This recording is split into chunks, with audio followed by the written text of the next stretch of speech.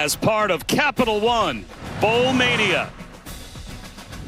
Here in Jacksonville, Virginia meets Missouri as two teams that were both on the doorstep of the college football playoff this year and fell just short, but both certainly have seasons worth celebrating. Virginia, 10-3, took Duke to overtime in the ACC championship game, 10 wins tied for the most in program history. As far as Mizzou is concerned, 4 losses, but to top 10 teams.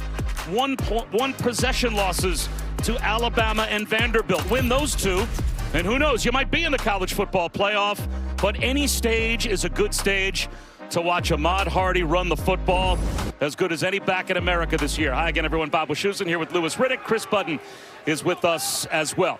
To get to the doorstep of the college football playoff and fall just short, there is natural disappointment.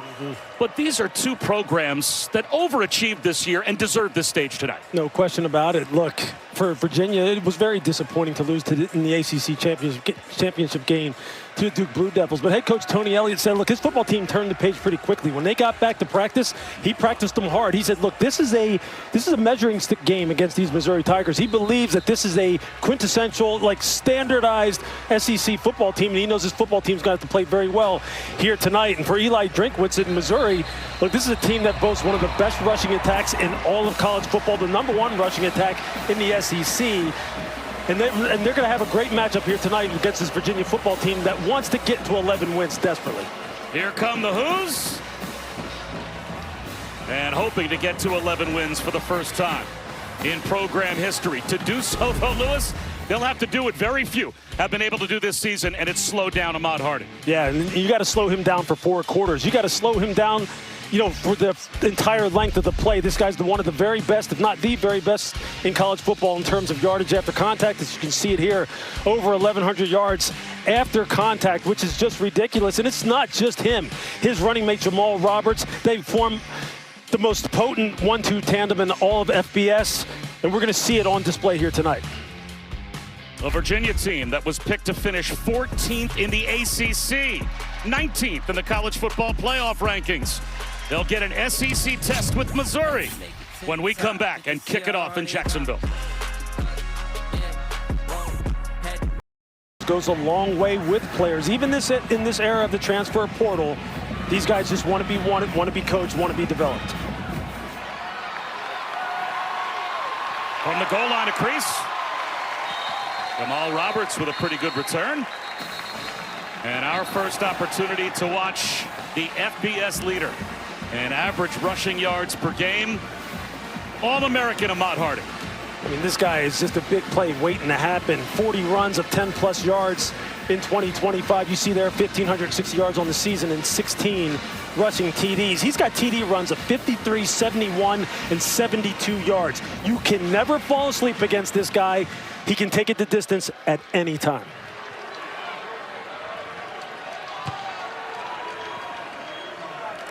Xavier Lloyd in motion. And a keeper for Zollers. Little misdirection. You'd expect Hardy to touch the ball first. James Jackson brought down Zollers, though, as he's trying to loosen up that defensive front for Virginia. 5-yard gain. That's not what you expect to see in the beginning of the game for Matt Zollers, considering the fact that, look, he's someone who really they want to develop as far as a passing game perspective is concerned. But Eli Drinkwitz, he's going to pull out all the stops here tonight. Now it's Hardy. And he has stood up and driven back. A defense without 2 of their better linebackers. Certainly Cam Robinson is going to be missed in the heart of that Virginia defense. Heard before the game, Maddox Marcellus with an injury out as well. So their rush defense tonight without 2 of the components that help put these numbers up during the regular season. Yeah, absolutely. And I'll tell you what, Tony Elliott told us he knows that his front seven is going to have to play some of the best fundamentally sound football that they played all season long. Pad level footwork, disengaging at the point of attack, all the fundamental things are going to come into play tonight. Zollers on 3rd down, rips a throw, and that is good. Little button hook for a first down, about 2 yards past the line to gain, as Xavier Lloyd was able to make the catch. Yeah, this Missouri passing attack as far as its wide receivers are concerned, not operating at full strength. Joshua Manning hits the portal. Marquise Johnson hits the portal. So really tonight's going to be the Donovan Alubade, the fantastic freshman. It's going to be all about him, about Xavier Lloyd, Sean Terry. Those are going to be the names that are up, guys who need to step up and show that they can take on the load. Zollers up the seam. Catch and run for Alubade. Across midfield goes the freshman. And this is the guy, Donovan Alubade. You got to see him for the first time live down in Vanderbilt earlier in the season. He's got it all. He can get off the line of scrimmage. He can run the short routes, the intermediate routes, catching traffic. He can do it all. Ahmad Hardy. So many yards after contact. He breaks free. Ahmad Hardy inside the 5 before he's finally wrestled out of bounds. Emmanuel Carnley saved the touchdown. And this is what we're talking about, yards after contact. You cannot bank on the fact that you think this guy is down. Just look at him. The legs never stop moving. And he's always looking for an escape route. And that's why he has all those runs of 10+ this season, why he has ripped plus 40, plus 50-yard runs as well.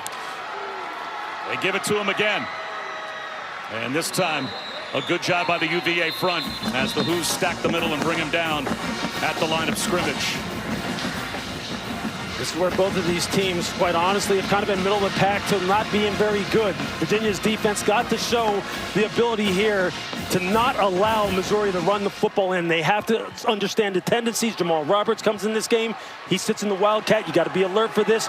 You have to really firm up down here as far as your run fits and your tackling fundamentals. Left tackle Caden Green lost his helmet, so he's off the field for a play. They run that direction anyway, and why not? Touchdown, Jamal Roberts.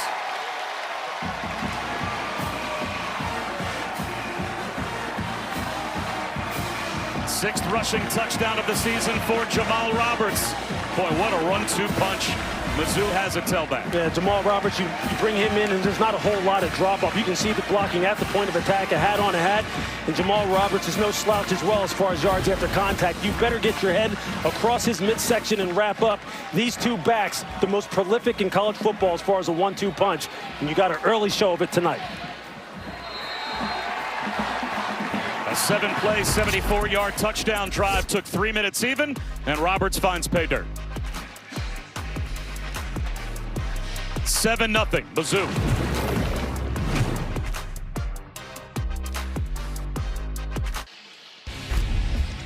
Looking at the keys to victory here tonight for Virginia. Offensively, no turnovers, quarterback decision making. That means Chandler Morris has to be precise. There's no margin for error. Defensively for Missouri, get Virginia behind the chains and dominate them on first down so you can get them there. Then you just turn loose Zion Young and Damon Wilson, two of the best pass rushers on the edge in all of college football. Offensively, feed running backs Ahmad Hardy and Jamal Roberts. Well, I think Eli Drakewitz is already doing that. And defensively for Virginia, you've got to limit the explosives of 10+. That wasn't the way they envisioned this game starting for them defensively. They better get their arms around that, or it will be a long night and a quick night for Virginia.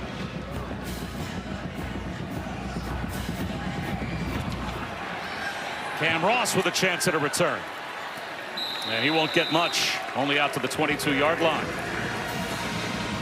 So here comes Chandler Morris, who may squeeze out one more year of eligibility at Virginia. But if this is his last year of college football, well, he went out with a terrific season, getting them all the way to the ACC championship game. He absolutely did. He is a guy who was really locked into this Des Kitchings and Tony Elliott offense. He can distribute the football all over the field. He's kind of had an uneven performance over the last couple of weeks of the regular season and the ACC title game.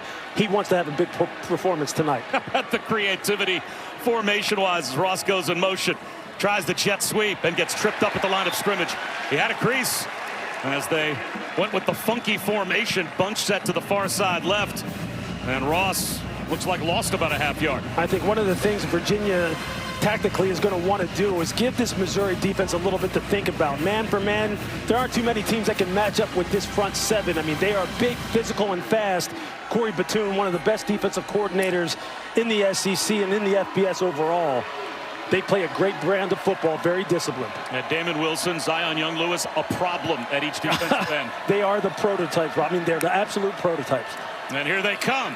Quick pass behind it as Morris swings one right over the head of Damon Wilson and finds the tight end, John Rogers, only a gain of about 3 yards. So 3rd down and a long 7, possibly 8 coming here for the Hoops. Yeah, time to throw is going to be something to keep track of when it comes to Chandler Morris. He does not want to sit back there and let Zion and Damon Wilson tee off.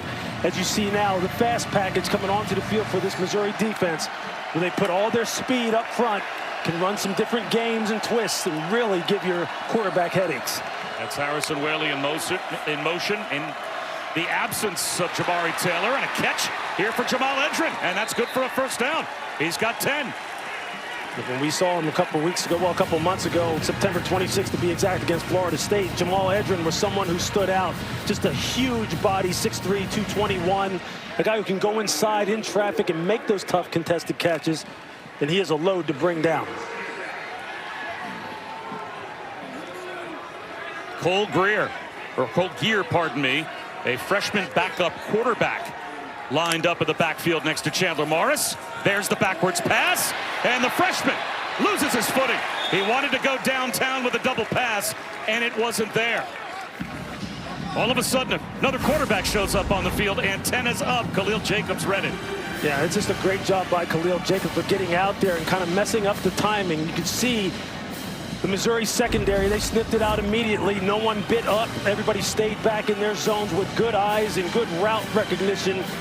But again, Des Kitchings, offensive coordinator, along with Tony Elliott, just emptying the playbook right away, giving this Missouri defense a lot to think about.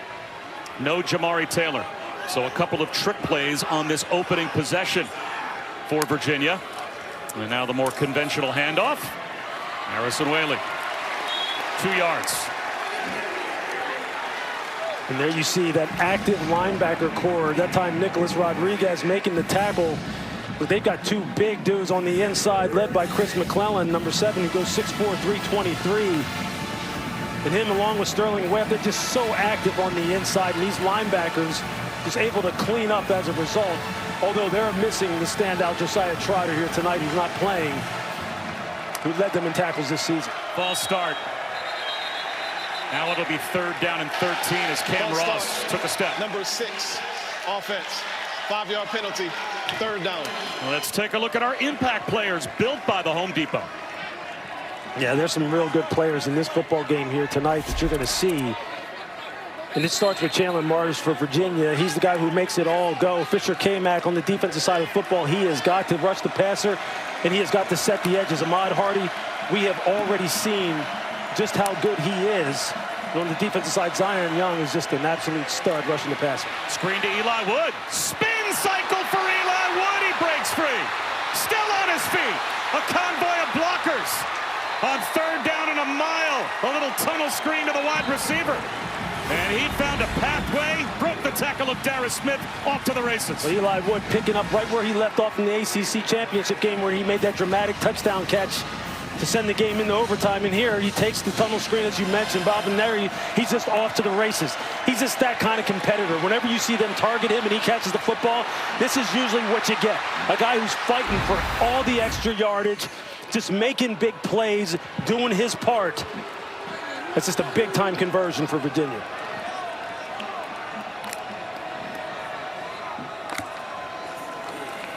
Play action. Chandler Morris, incomplete. A little too hot to handle for Harrison Whaley. And you can see that time to throw. That's what we're talking about. That time you see the stunts that they run up front and get some free runners on the quarterback. And that time it was Jalen Marshall, who goes 6'4", 335. You think Chandler Morris didn't want to get rid of that football? He has to be cognizant of this defensive front. They are legit.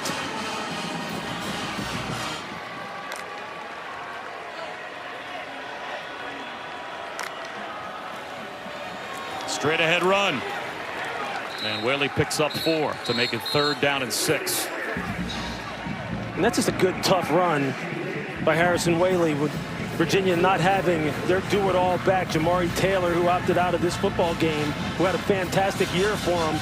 And remember the first game we did with Virginia against Florida State, how Tony Elliott talked about the fact that this offensive line has been totally remade. It's not even an offensive line they thought they were going to go into 2025 with. They've just been besieged by injuries. Ross in motion. Shovel pass. Whaley can't shake free. And now a decision for Tony Elliott. You've got about a 45-yard field goal as an option to get on the board here, or you go for it on 4th and 2 inside field goal range. I don't think there's any question he's going to go for it. He saw just how explosive this Missouri offense is.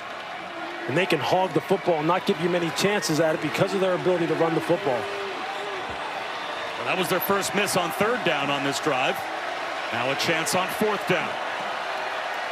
A lot of pre-snap motion as well for this Virginia offense. And this is where they'd love to have Jamari Taylor. Morris, well protected. High throw incomplete. He was trying to find Cam Ross and airmailed him. So Virginia turns it over on downs. Missouri with a 7-0 lead. We'll have it when we come back. It's this good fundamental defense by the Missouri Tigers. Toriano Pride sitting right there in the throwing window. Missouri's football.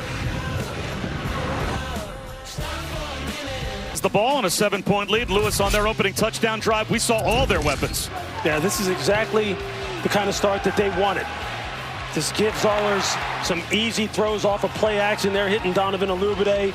Turn the football over to Ahmad Hardy and just let him do what he's done all year long. Just an absolute yak monster, yards after contact. Just look at the block at the point of attack by the pulling guard, number 77, Curtis Pigler, as Jamal Roberts goes in for the touchdown. This team is physical, man. They are old school running the football. Trying to turn the corner is Roberts, and he gets stretched out. But let's remember also the weapons that Mizzou is without. They're without 2 of their top 3 pass-catching wide receivers. Kevin Coleman is sick, as well as he's trying to fight through an illness. He's on the field now, but who knows how many snaps he'll give them tonight. Their number 1 pass-catching tight end in Brett Norfleet out with a shoulder injury. So Eli Drinkwitz is leaning on freshman and Ahmad Hardy. And a rollout here for the freshman. Matt Zollers shoots one up the seam. And that is a perfect ball. First down to the tight end, Jordan Harris. Big target. It's this play action pass. And you see it. Just a little half roll. Jordan Harris is just a huge target at 6'4", 268 pounds. And a beast in the running game as far as setting the edge, getting pushed at the point of attack for this dynamic running game. It's nice to see him get some touches in the pass game. Coleman in motion. Roberts again. 5 more. Gets close to midfield. That wide zone, that outside zone that you see run on Sundays in the NFL by teams like the Rams, like the 49ers. This Missouri football team does it as well as any team in all of college football. They get pushed at the point of attack. They've got great athletes, and they're big on the offensive line, and they're tight ends. They're the ones who are doing work on the edges. Jude James, Jordan Harris. And now the Wildcat look. Zollers splits out wide right, so it's a direct snap to Roberts. And easily picks up a first down into Virginia territory. The 6th-year safety Devin Neal ran him out, but that's 13 more yards. I mean, just look at this. Watch the pullers.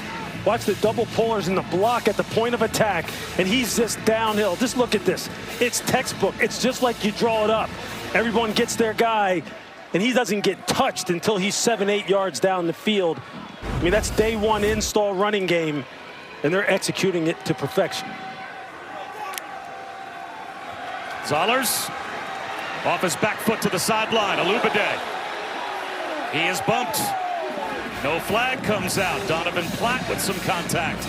It'll be 2nd down and 10. That's a nice job by corner Donovan Platt of playing this combination route where you get a post and a corner in the zone. You pass off the post, wait for the corner to come back to you, and make a play on it. That's just good, fundamentally sound defense by this Virginia secondary.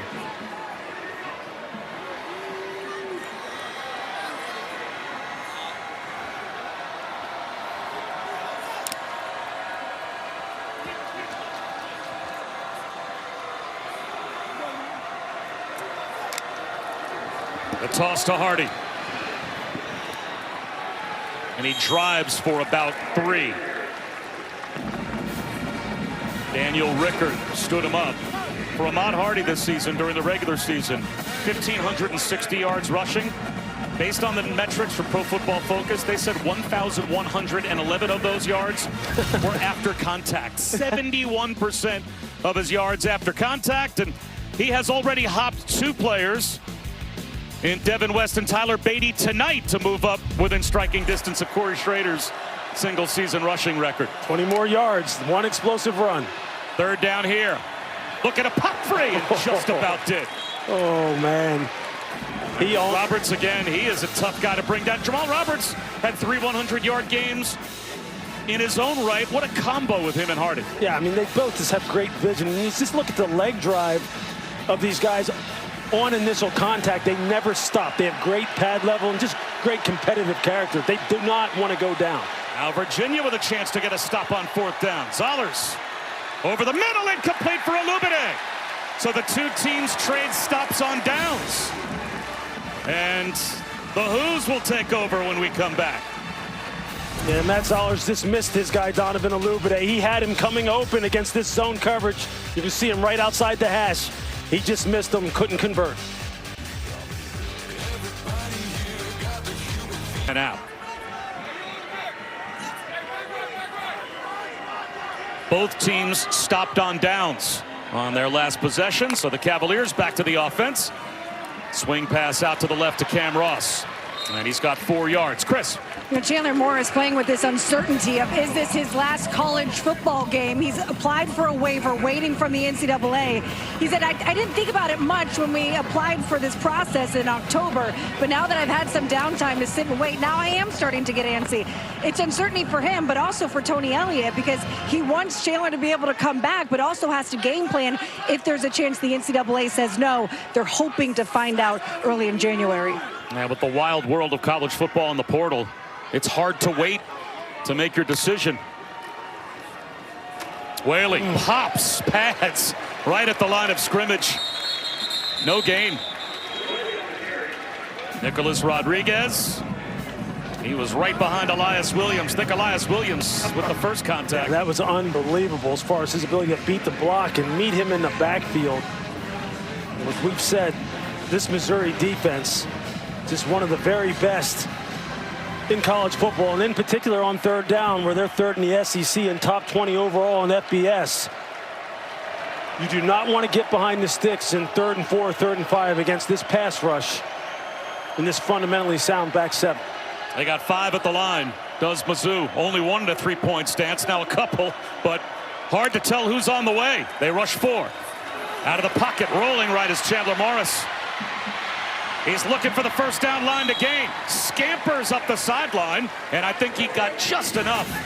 It is a 1st down for the Cavaliers. Nicholas Rodriguez ran him out, but Chandler Morris has 7.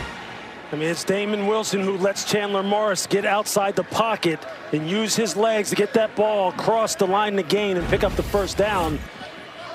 It's just a mistake on the part of Missouri, and Chandler Morris makes them pay with his dual threat capabilities. This was the 4th year in a row that Chandler Morris was a team's starting quarterback on opening day. Last year, record-setting year at North Texas. Play action here. Floats one to the sideline, just out of the reach of Cam Ross. And this is why he is applying for that waiver, Lewis, to try and get another season, because if you go back all the way to COVID, not counting against eligibility, or his TCU redshirt, the following year he injured his knee in the 1st game and only played 4 games. So in spite of the fact he's been in college for 6 years, he's only played 3 true full seasons. Yeah. You hope he gets that waiver to get that last season. Yeah, absolutely. And a lot of times, look, guys aren't in that big of a hurry to kind of leave their college environment. And in the case of Chandler Morris, with NIL being like it is now, these guys have a pretty good life when they're still in college. Tight window to Jamal Edrin, and that's good enough for another 1st down. That's just great timing and anticipation on the part of Chandler Morris. And Edrin, again, we talked about that 6'3", 220-pound frame. He's just hard to miss, and then he's hard to bring down. Whaley lassoed at the line of scrimmage and lost a half yard.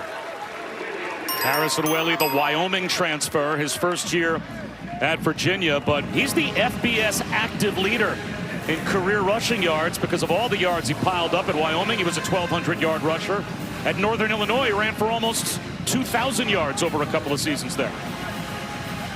Yeah, they do a nice job of running the football, again, behind this remade offensive line that isn't the offensive line that they envisioned coming into the season. But nevertheless, Jamari Taylor comes in and has just a heck of a season, rushing for over 1,000 yards and 14 touchdowns. So Virginia looking for the equalizer to start the second quarter. The Tax Slayer Gator Bowl will continue after these messages and a word from our ABC station. With Tony Elliott, Coach, we saw you go for it on 4th and short on that first possession. What does that say about how you had to approach calling this game? Hey, man, we got to be aggressive. This is two playoff caliber teams, and they scored a touchdown on the opening drive. I wanted to send a message to the guys that we're going to be aggressive. The analytics said we were in that field zone where we needed to go for it. We were on the fringe of kind of our field goal range. Hey, man, we're coming to we're not chasing field goals. We're chasing touchdowns. Thank you, Coach. Thank you. Well, it's a Virginia team that played 7 one-score games this season, including 4 that went to overtime. So they've been in high-pressure situations all year. Edrin, 5 yards to set up 3rd down and 5 to start off the second quarter. This is only the second time this season that Virginia also trailed after the first quarter of play. The only other time was in the championship game against Duke. Yeah, they've been a very efficient football team under Chandler Morris's direction. And you can see why. You see how that clock in his head is something that he is very aware of in regards to this pass rush. And here now on 3rd and 5, you have to be aware of it again. You have to be on time, in rhythm. Receivers got to run the right routes, get open, because this pass rush is hunting you down. They're 3 for 4 on 3rd down. Edrin again, spinning inside the 30-yard line. Make it 4 for 5 on 3rd down for the Cavaliers. I mean, that's just so good. And you're going to see Jamal Edrin now just coming right inside the flat defender. And that was Darius Smith who was dropping out of there, number 19, trying to get in the throwing window, and Edrin just runs right through it. Right through it. And he's been a man on a mission here in the early part of this football game, and we saw it earlier this year. He's got 4 for 38 already. Chandler's definitely found his guy for this football game, it seems.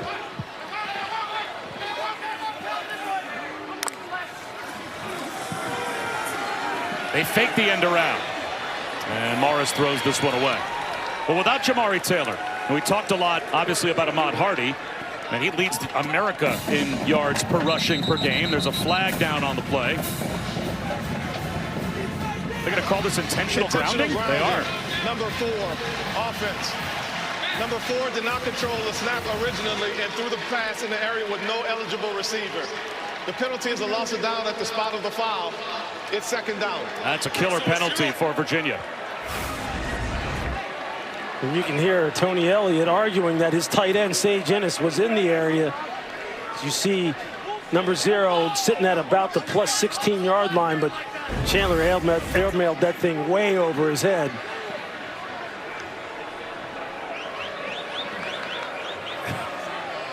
Well, we have Matt Austin, our officiating expert. And Matt, when it comes to just airmailing a player out of bounds, where is that gray area between in the area and I'm avoiding a sack to just throw it away and taking intentional grounding? Well, there's a lot of factors involved. When you throw the ball that high and that far out of bounds, there's no way he's in the area. You got to throw a line drive right over his head if it lands 20 yards past, but he had a chance to jump and maybe touch it. They'll give you the benefit of the doubt, but in that case, that's way too far.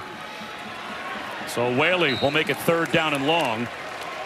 Yeah, that's the judgment call on the part of the officials. And right. You're right. Obviously, Chandler Morris was not trying in any way to throw that ball to Sage Ennis. So I guess hard to make the case that you weren't simply throwing it away and inside the tackle box, intentional grounding. Yeah, you can see it. You can see why the referees called what they called. But here now in this 3rd and long type of situation, although they've been pretty resourceful here tonight, this is not where you want to be. This Missouri pass rush hasn't been able to get home yet. Here's Whaley, probably just thinking field goal range here. And that's not bad. That's a 10-yard blast up the middle. So that'll pull Will Bettridge 10 yards closer if they opt for 3, and they will, just to try and get on the board. Intentional grounding took them out of the field position where they're thinking touchdown, but that's pretty good game management there. Yeah, it is. And, you know, what I like so far is how physical this offensive line is attempting to play and is playing against this Missouri defensive front. And Jamal Edrin, hey, he has said, hey, look, we're trying to get to 11 wins, man. He's in line for a big night. Bettridge from 42 is pure. He's now 23 of 28 on the season, and the Hoos are on the board.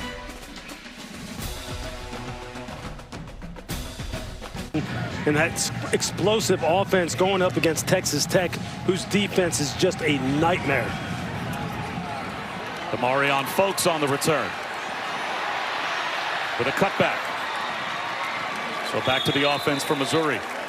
And Chris Button, how do you watch two bowl games 750 miles apart with a wardrobe change in between? You have the answer. Little bit of planes, trains, and automobiles. That's the Zollers family. They have a brother, Zach, who's a D lineman for Pitt. They played in Annapolis for the Military Bowl. This was before the game, 10:30 a.m. They stayed until halftime, got on a plane, changed into the black and gold, was able to get here in Jacksonville before the start of this game to be able to support both their boys. That's awesome.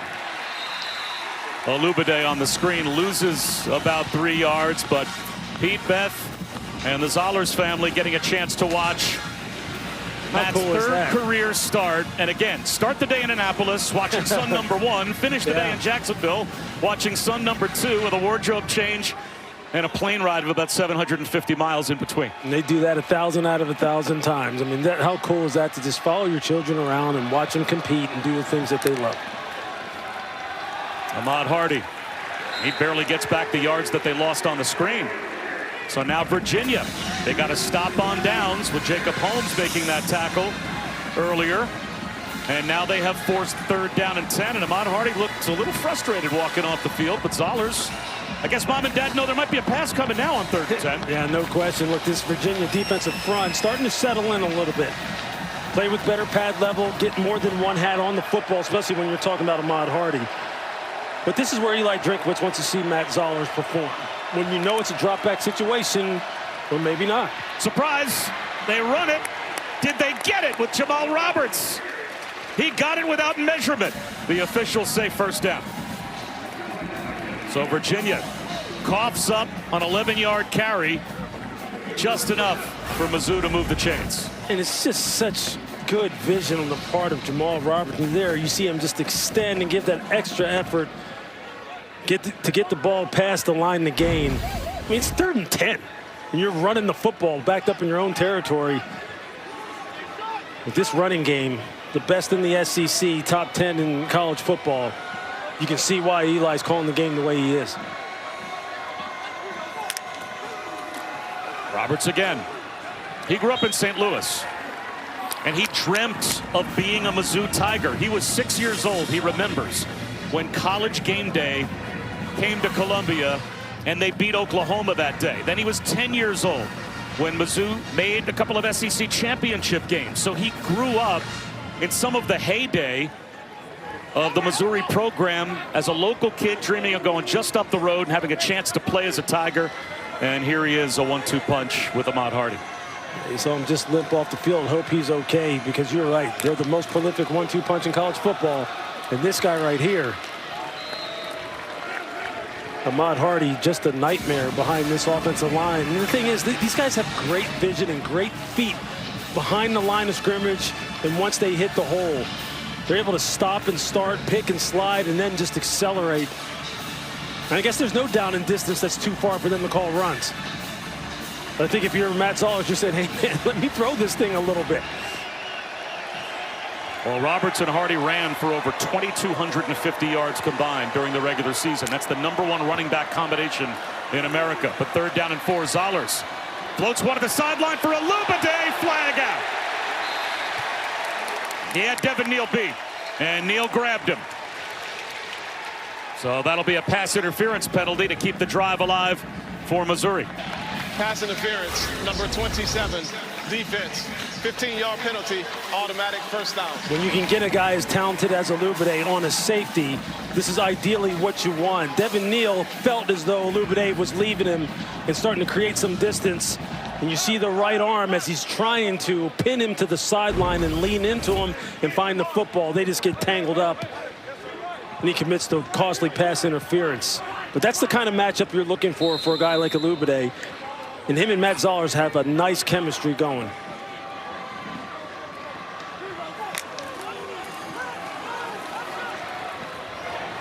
Hardy for about a yard. Devin Neal. He can come downhill, and now a little pushing and shoving after the play was over. Players have to be separated just to make sure Hunter Osborne pulled away from the pile, and no flags come out. Let's go down to Chris. Yeah, Lewis noticed that Jamal Roberts came off limping. He has now gone into the injury tent, and they are looking at his right lower leg. And on the big screen here at Everbank Stadium, they're playing the altercation that just took place. No flags out, but I think the Mizzou sideline was hoping for one. 2nd down and 9.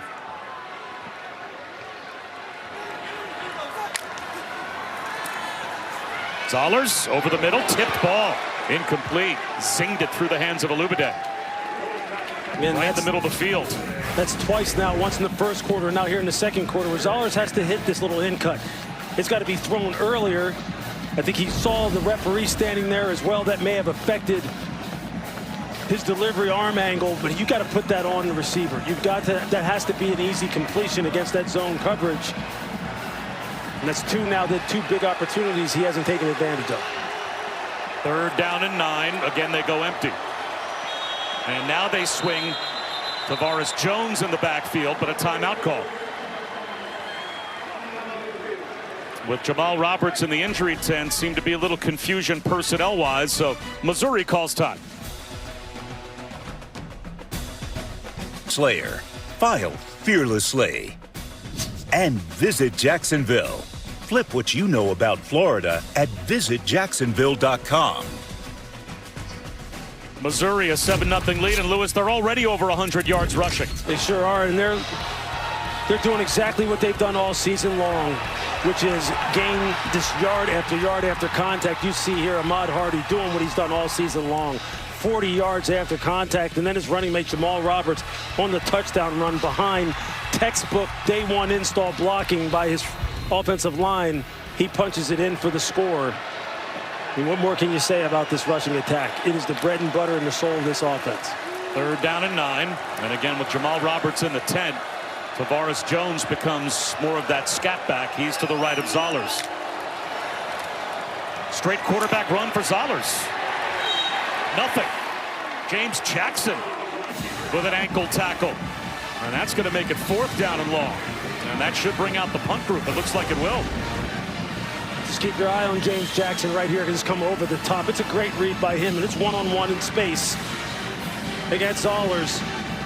And he's able to make the tackle. That's a questionable call on the part of Eli Drinkwitz.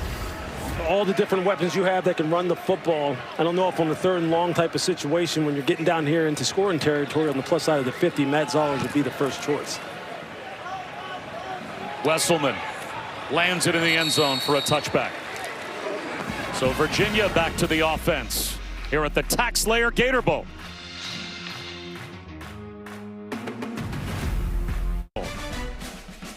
As part of Capital One Bowl Mania. Bob Wischusen, Louis Riddick, and Chris Budden. We're here in Jacksonville. Both of these teams trying to make history. With a win, it would be the first ever 11-win season for UVA in their 136-year history. And Missouri, they're trying to win 9+ for the 3rd year in a row. Eli Drinkwitz has taken this program to new heights. Chandler Morris back to the offense. And just throws it away. And Jamal Edrin in the area, but tossed it out of bounds. 2nd down and 10. You just really study this Missouri defense, led by defensive coordinator Corey Batoon. They're just so fundamentally sound. Even off of that play action fake out of the gun, nobody bit. Everyone found their pattern matches in their zone coverage quickly, and Chandler had no other choice but to throw it out of bounds. They're just so good. They're just so well coached, and they're deep. 4-man rush. Incomplete. John Rogers, the intended receiver. So now it's 3rd down and 10. And there you just see one of those youngsters, Jeremiah Beasley, getting the chance to get some more reps with Josiah Trotter out. And just see how quickly he can just close on the football and create the PBU. And now they've got him in 3rd and long again. The officials in the secondary having a conversation. The clock should have stopped on the incomplete pass. That was the problem. One of the officials spotted the clock rolling. So Chandler Morris has been perfect so far on 3rd down. And Virginia is 4 for 6 as a team. Virginia's been very good all season long. Chandler continuing to show you that he's a good decision maker. Throwing the football with accuracy, he's going to need to deliver again. Missouri brings a blitz. It's picked up. Morris, clean pocket, and delivers another strike to Eli Wood. Another third down conversion. Excellent pass protection, and the catch in front of Stephen Hall. I mean, this is just a nice route by Eli Wood. Just press vertical, give a little bit of a push off, be efficient getting out of the break. Chandler puts it right on him on time. Flag out as Morris throws one across his body. Why not? Cameron Courtney tried to scoop it up, but Virginia went quick, and they snapped it. Hurry up, too many men on the field. Substitution, defense. There were more than 11 players on the field at the snap. 5-yard penalty, first down. There were like way more than 11 players on the field. They're about 15, 16 of them. I mean, that's just great awareness on the part of Chandler Morris and Des Kitchens. I mean, you can just see it right here. You've got them 1, 2, 3, 4, 5, 6, 7, 8, 9, 10, 11, 12, 13. Not quite 15. I exaggerated a little bit. There might have been a guy wouldn't quite. Yeah, maybe not on the screen. Absolutely. So 1st and 5.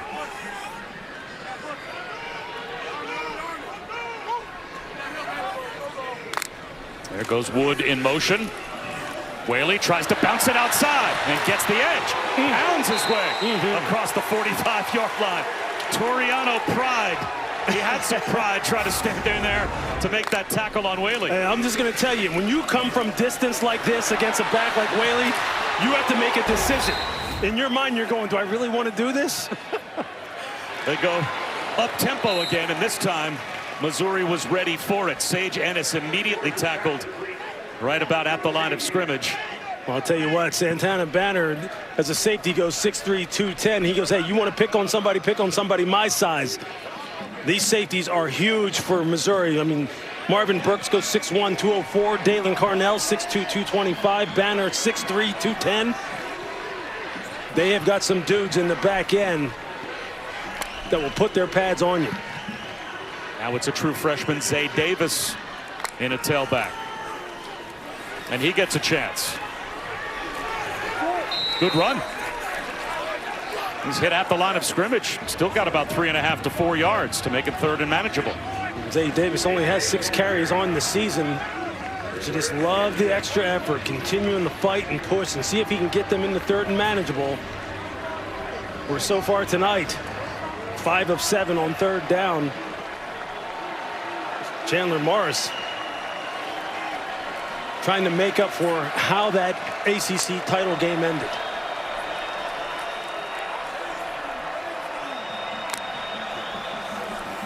They run it with Whaley, and he's got the 1st down and more. All the way down, somersaulting to the 35-yard line of Missouri. 16 yards for Whaley. And just look at the block here at the point of attack. You see the left tackle, Mikhail Boley, just turn out on the defensive end.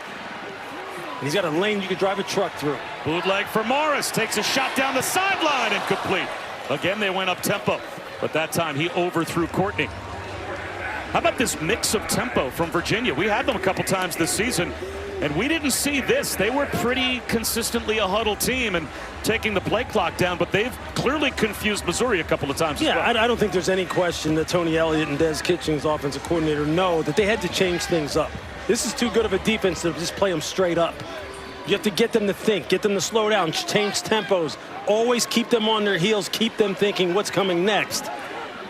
As you see, this is a one-score game. I mean, Virginia is right in it, and now they're driving.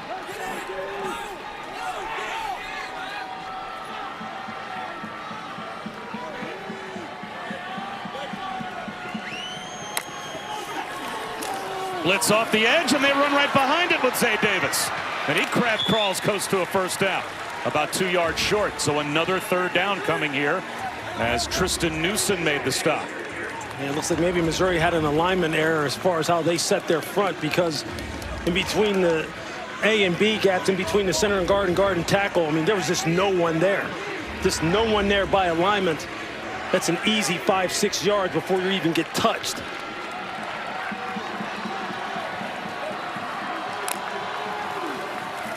They give it to Davis, and he won't get there. So now it will be 4th down in field goal range again. Zion Young made the tackle on Zay Davis. I don't think there's any question Tony Elliott saying, look, we've already kicked one field goal, and that was because we got knocked out of scoring range because of the intentional grounding. They're definitely going for it here. But the way Chandler has been hot throwing this football and the way they've been changing up the play calling, I would keep an eye on number 7, Jamal Edrin. He has been hot in the passing game.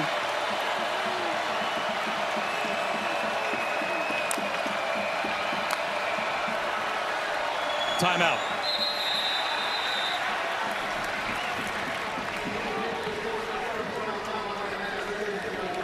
Chandler Morris with the hard count and the clap tried to get Missouri to jump. And there was a flinch in the neutral zone, but the Tigers got back. So they will spend their first timeout. The college football playoff continues with the quarterfinals on ESPN and the ESPN app. New Year's Eve, it's Miami and Ohio State in the Goodyear Cotton Bowl at 7:30 Eastern. And then New Year's Day, Oregon, Texas Tech in the Capital One Orange Bowl at noon. Alabama, Indiana in the Rose Bowl presented by Prudential, and we'll cap the night with Ole Miss, Georgia in the All-State Sugar Bowl.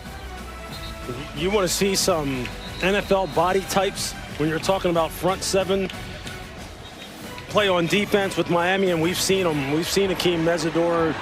We've seen Reuben Bain Jr. We've seen just how good these guys look up close and personal. Ohio State, they have guys right out of central casting as well, and will absolutely make life miserable for you trying to move the football.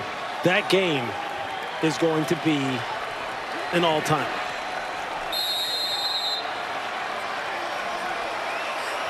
So now, after the 4th down timeout, 44-yard field goal attempt for Bettridge. I'm a little surprised by this, to be honest with you. And this one's going to miss wide right.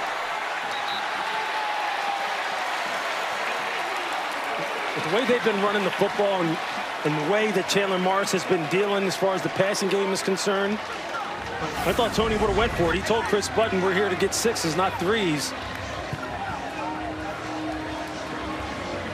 I mean, that was offline right from the get-go.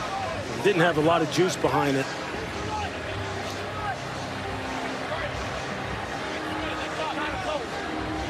That hurts. They've had the ball 3 times. All 3 possessions have been double-digit plays, and they've only got 3 points on the board. They haven't punted yet, and there's 3.5 minutes to go in the first half, and they only have a field goal to show for their trouble. Zollers, quarterback draw. Ahmad Hardy tried to act as the lead blocker or a decoy. Hunter Osborne made the tackle, and now with 3:10 to go in the first half, we'll see how both teams manage the clock, each having 2 timeouts. When you see Eli Drinkwitz has just a very, very basic game plan. His confidence throwing the football, it's just not there. Hardy for a yard. And there's a number of different reasons for it. I mean, obviously Matt Zollers hasn't been on top of it so far as his accuracy is concerned, but there's a lot of football game left. As we mentioned at the top, they're missing 2 of their top receivers, Joshua Manning, Marquise Johnson. Tevin Coleman not 100% in this game, but he's out there on the field. Jamal Roberts is back, and that's good to see. In the backfield to the right of Zollers. 3rd down and 7, and they have to snap it before the 2-minute timeout. Blitz coming. Zollers to the outside. Alubade toe taps at the 35-yard line, but he's a yard short of the first down. Just didn't get enough depth on his route to make sure that when he worked his way back on that speed out, that he didn't come back short of the line to gain. Just has to be more aware of where he's at on the field.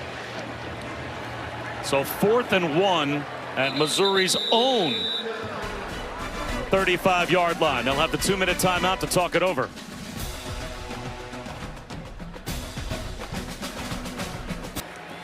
Well, Kevin, we're back with a punt. As Wesselman kicks it to Cam Ross, it takes a hop. Ross has it bounce right off his chest. So the muff can't be advanced, but it's going to be Missouri football. He waved his teammates to get away from it.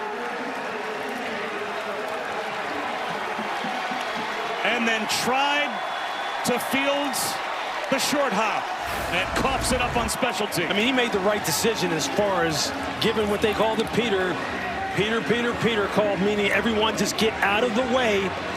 But then he panicked. He thought that ball was going to take a bounce. Maybe they're going to get pinned down inside the 5, inside the 10, and tried to field it. And it takes a wild hop. He doesn't even know where the ball is. He should have just let this go and just lived with the result as far as field position, because now he's set this Missouri offense up on the plus 25.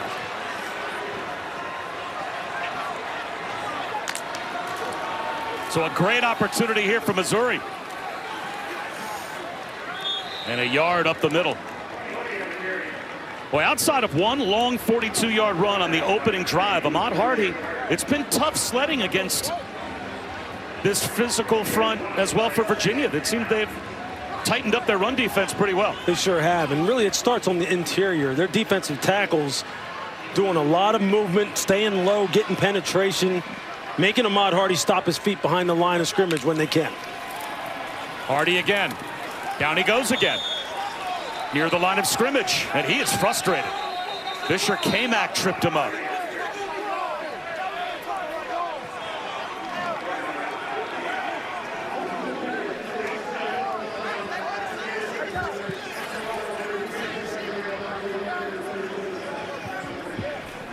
Bob Wischusen, along with Lewis Riddick, Chris Button here as well in Jacksonville, the TaxSlayer Gator Bowl. It's been low scoring, but in a way surprising. We haven't had many punts. Yeah. I mean, both teams have gotten stops, sometimes on 4th down, but I'm impressed with the way both are playing. Absolutely. Look, and I think you mentioned it. Virginia's defensive line has kind of settled in, kind of got a little bit of a beat on what Missouri's trying to do offensively. And then when you flip it over, Missouri's defense, you know that they're tough, but Chandler Marsh has been great on 3rd down. They just haven't been able to score. You know, Tony Elliott a couple times just decided, hey, look, I'm going to try and kick the field goal instead of staying aggressive like he said he would. It didn't pay off for him one time as far as the missed field goal is concerned. Missouri has another chance here. They were given a gift. Can Eli Drinkwitz dial up the right calls in order to get them in the end zone? And Tony Elliott does have one more timeout as well to try and save some time for his offense if necessary. Zollers to throw on 3rd down. Comes all the way back and tries to squeeze one into Jamal Roberts, and it's incomplete, broken up by Devin Neal. So now it will be a field goal attempt off the muffed punt. That also preserves the Virginia timeout, so still 1:09 on the clock. And the Hoos should get another chance with the ball before halftime. That's just, again, really good defensive execution on the part of Virginia. Some of the same things you see in Missouri's defense do. Great eyes, great route recognition, break hard on the football, create the PBU. Both of these teams just playing really good, fundamentally sound football. Oliver Robbins from 42, the 3rd different place kicker that Missouri has used this year. And he is nowhere near the uprights. So how about that sudden change for Virginia? A special teams turnover. Your defense goes out there and just stymies Ahmad Hardy, missed field goal, and you're right back where you were a moment ago. I think what you're going to see here going forward, you're going to see Eli Drinkwitz and Tony Elliott say, you know what, it's 4-down territory the rest of the game. I don't care what the down and distance is. We're just going to try and score touchdowns because they just cannot count on their special teams. I mean, this had no shot right from the get-go. You can't move the football between the 20s and get opportunities like this on the turnover and not get anything out of it. Well, Blake Craig was a terrific kicker last year for Missouri, but tore his ACL on opening day. And they've been looking for answers since. 9-yard gain on 1st down to Sage Ennis. Only one timeout left for UVA. So they're hurrying up. What Virginia needs is a big play. They need an explosive play, and one of their guys who could do that for them, Terrell Harris, he's just not here at wide receiver. Tipped ball, incomplete. Intended for Sage Ennis. Stops the clock with 43 seconds, and it's 3rd down and 1. Both of these teams have feasted on explosive plays. That's one of the things you want to create all the time offensively. It's just so hard to march the football 8, 9, 10, 12 plays down the field and come away with 6s. You need chunks. And in the passing game, that's where Virginia is struggling right now, to get those chunks down the field, plus 20, plus 25. They'll run it here with Whaley. He gets the 1st down. That stops the clock for the moment, but they're still a long way even from field goal range, and they have to get set quickly. Damon Wilson made the tackle for Mizzou. On first down, Chandler Morris. Long throw to the sideline. Incomplete over the head of Eli Wood. Trey Norwood jumped in front of Eli Wood in the coverage. Just nice route recognition on the part of Norwood. Corey Batoon told us both Norwood and Toriano Pride, the other corner on the opposite side, number 2, they have played some really, really good football. And you're seeing it. You're seeing the results of it out here as far as how these offenses are struggling against both of these defenses. Check down. Whaley can't hold on. Now it will be 3rd down and 10. Now Missouri still has 2 timeouts. So for your Virginia, you can't just put the ball in the freezer here.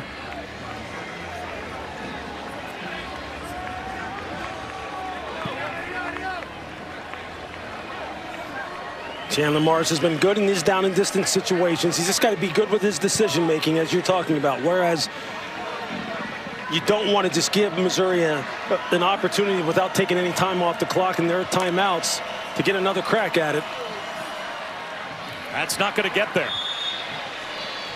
A down and out for Sage Ennis, but he's out of bounds at least 3, if not 4 yards short of the first down.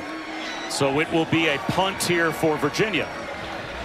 I think in this situation, with the way Matt Zollers has struggled to throw the football and the way their defense is playing, now I understand in this game situation why he's going to punt the ball away.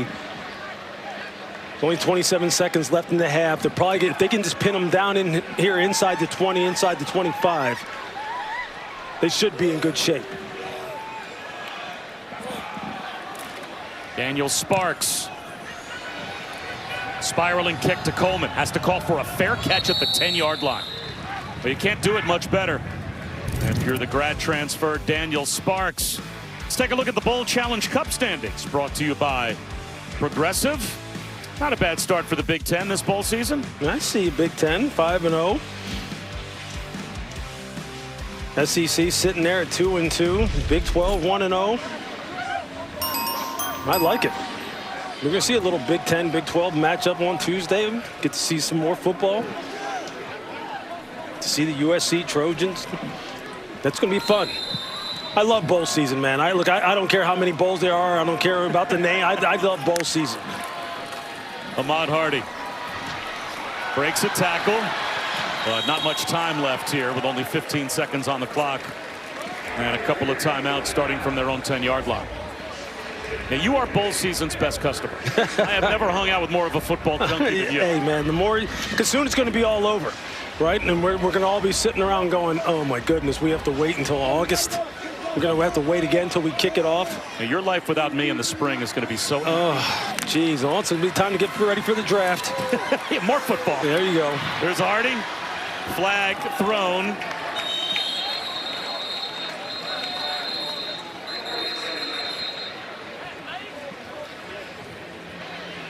Holding, number 77, offense, 10-yard penalty, first down.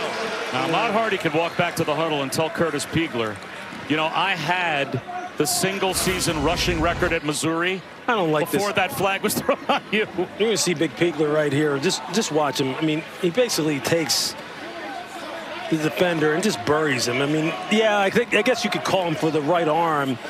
It may have got outside the framework and hooked the defender, but and Piegler can't believe. He's like, I just put this guy on the ground and just gored him into the ground. I mean, you're going to call me on that? So that will wind the clock and end the first half with Mizzou on top by 4. 7-3 our score at the half.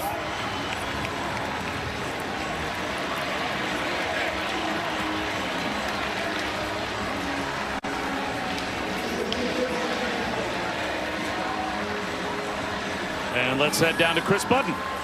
Coach, on that previous possession, you were shaking your head. What's frustrated you about the offense so far? Yeah, we're just not able to run the ball the way we need to, and it's a lack of details in our execution. I mean, we're 1 yard short on a route that should be a 10-yard route. So we got to clean that up. And we're in good position. Got to come out here and get a stop and start second half. How would you evaluate Matt Zoller's play so far? Yeah, he's been really good, really good. We got to help him around him. Appreciate it. M-I-Z. Ahmad Hardy had 42 yards rushing in 1 carry on the first drive, only 22 yards the rest of the half. So our score at halftime, 7-3. Missouri has the lead. The KFC Halftime Report with Booger McFarland and Kevin Nagani. Kevin? Bob, thank you so much, KFC. Gator Bowl. All part of Capital One Bowl Mania. Set for the start of the third quarter. Missouri with a 7-3 lead over Virginia. As we take a look at our game track brought to you by Coca-Cola. 7-3, Mizzou on top, their touchdown, their first drive of the game. They were shut out the rest of the way. Virginia had 3 double-digit play drives offensively in the first half, and they still only have 3 points on the board. Surprising. Bob Wischusen here with Lewis Riddick. Chris Button is with us as well. So both teams have some positives at the line of scrimmage to build off of, but neither offense has any explosive quality to it. Is that a play calling thing? Is that an execution thing? What do we see in the second half? Or is it a personnel thing, right? I mean, as you mentioned before we just came on air, I think it's a little bit of all three of those.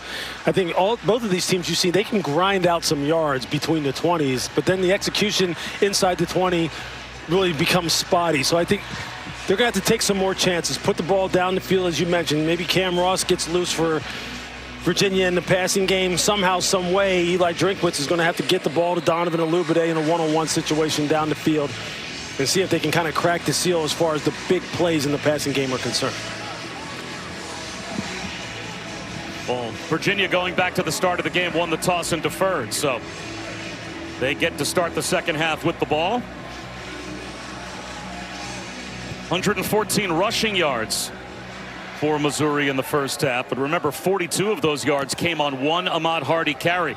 After that, he was limited to only 22 other yards rushing in the first half. Down to Chris. Yeah, spoke with Tony Elliott at half, and what you guys were saying about how do you move the football, he's going to try and find some explosive, some chunk plays, because he feels like if he can continue drives, then once they get inside the 20s, that they'll be good on the other end when they get back on defense. Have to be disciplined in the run and watch out for the play action, because he thinks Missouri's going to try and do the same and find a way to get some chunk plays.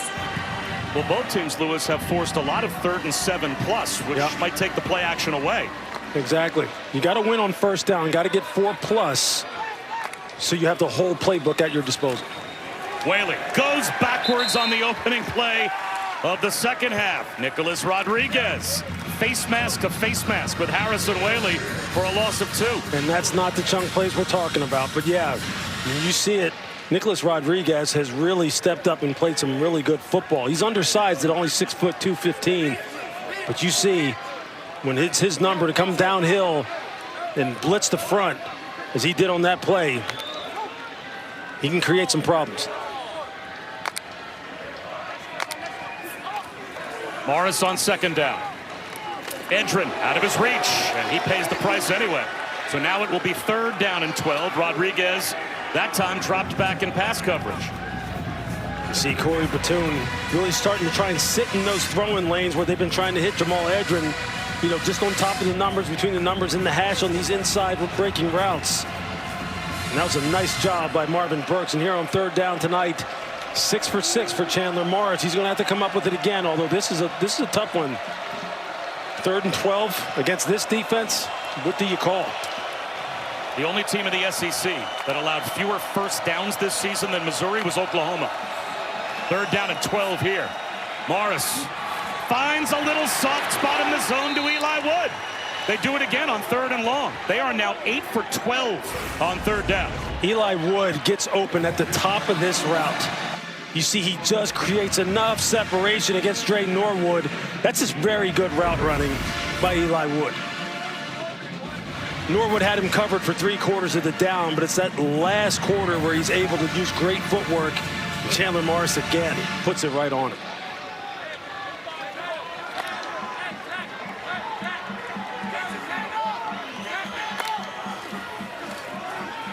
Morris, swing pass. Whaley with a blocker. And Submarines for 4. Khalil Jacobs was there to make first contact. It's a good little play, like a little halfback swing screen where he has a blocker in front of him, Sage Ennis, the tight end, who's just waiting for him to catch the football and block down the field. And that's what you want to get. 4+ on first down. Now you're staying ahead of the chain. 2nd and 6, you'll take that. Quarterback run. Morris bounces it outside and can't escape ankle tackle by guess who? Nicholas Rodriguez. He's right everywhere. He's just so active, and that time he comes off the block of Wei Lee on that quarterback draw, who was like a lead blocker, and makes the open field tackle. He's got playmakers at all three levels on this defense. I mean, what more can you say?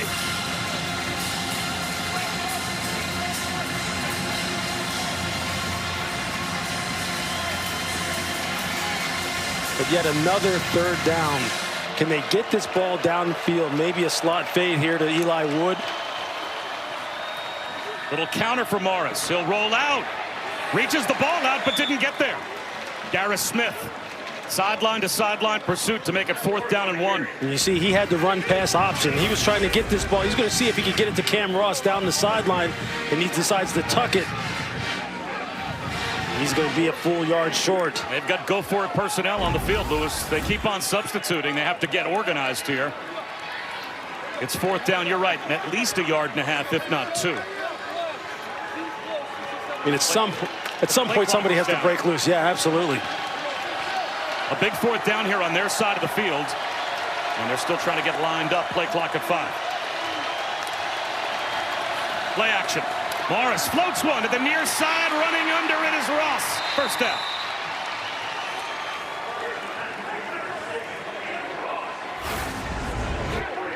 I mean, just the subtle play action fake. Cam Ross is going to sneak out here in the flat. Just the subtle play action fake to Wei Lee. Gets the linebackers to hesitate just for a second, and he's able to outflank Marvin Burks to the flat and just loft it over him. Nice soft touch pass. If Chandler Morris has been on it on 3rd down, been in total control. Another fresh set of downs. This is where you take the shots. At the 50, 1st and 10. Do you put one up? Another play action fake. Another swing pass. Cameron Courtney fought hard for 3 yards.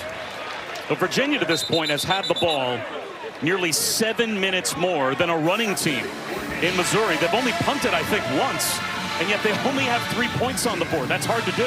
Yeah, it is. It is, and that's just because once you get down inside the 20, you're stalling out, shooting yourself in the foot with penalties and lack of execution. I said maybe they were going to take a shot. Eli Wood, he had beat his guy down the boundary on a go route.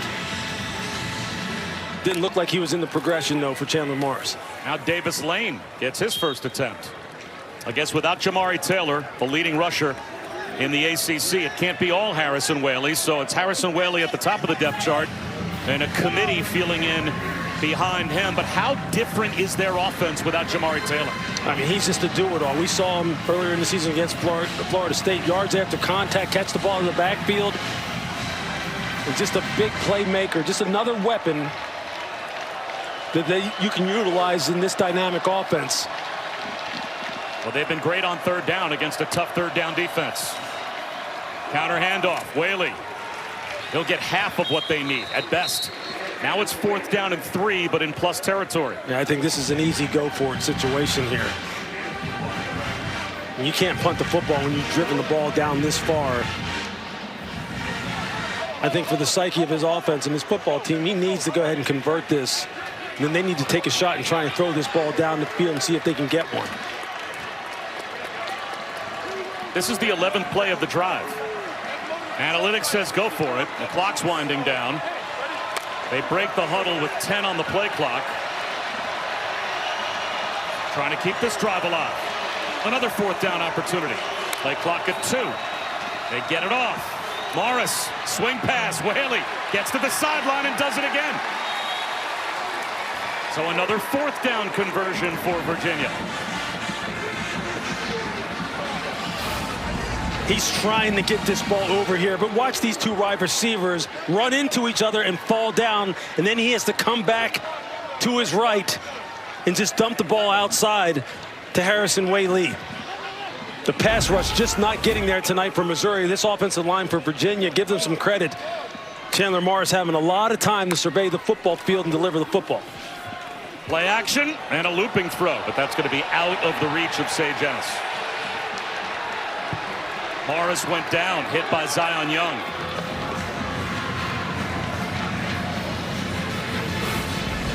Zion Young doing a nice job of converting from playing the run, making sure he takes on the block, and then trying to close quickly on the quarterback in that first down type of situation. That's why he's one of the best in college football. Finished this past season with 6.5 sacks and 12 quarterback hits.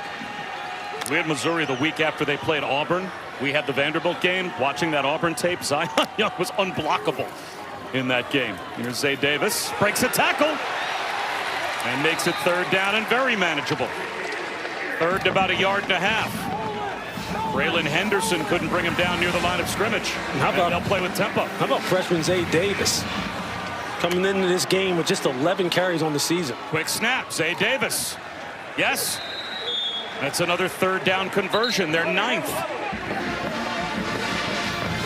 This is where yards get tougher, though. Once you start getting down here, and you're not quite in the high red zone. Obviously, you haven't crossed the 20 yet, but this is where the field shrinks and gets condensed.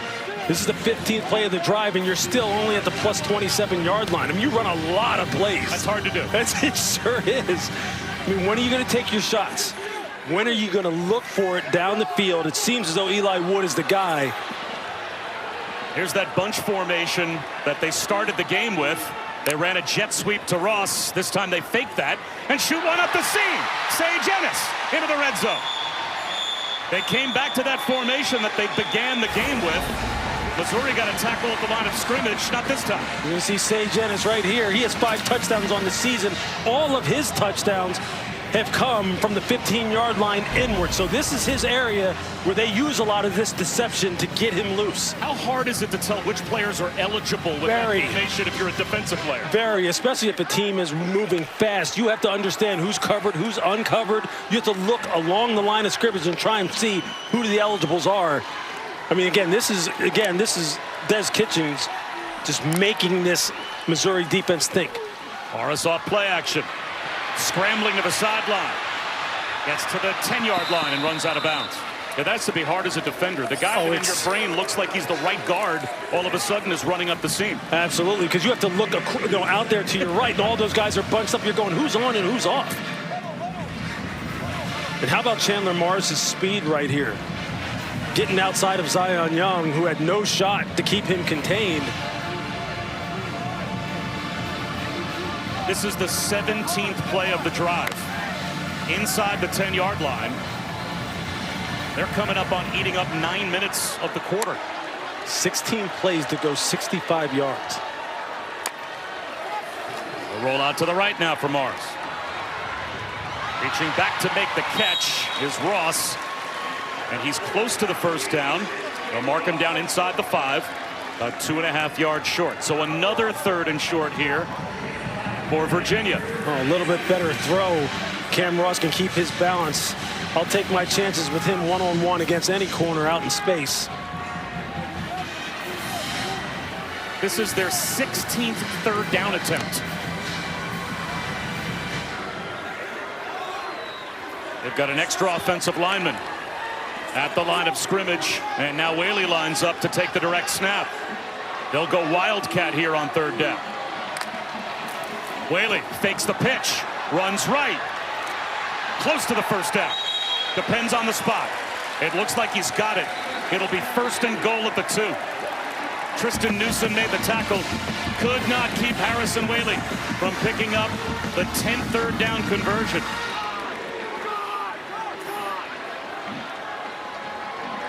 Now this is the area of the field again. Remember, keep an eye on Sage Ennis. This is where they like to sneak him out into the route late. Have him block, hold for a count, and then you kind of lose him.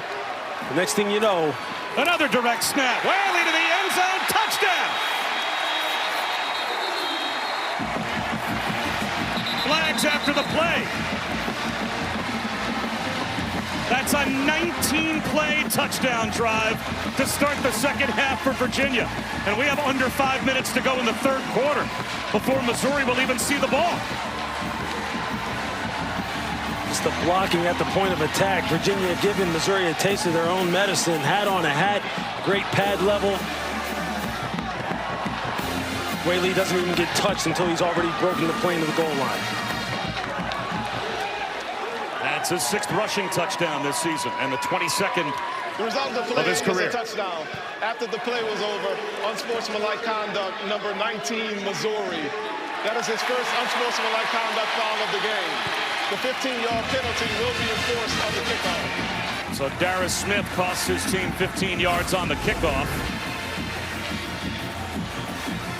You see him there. He's got the offensive lineman by the neck.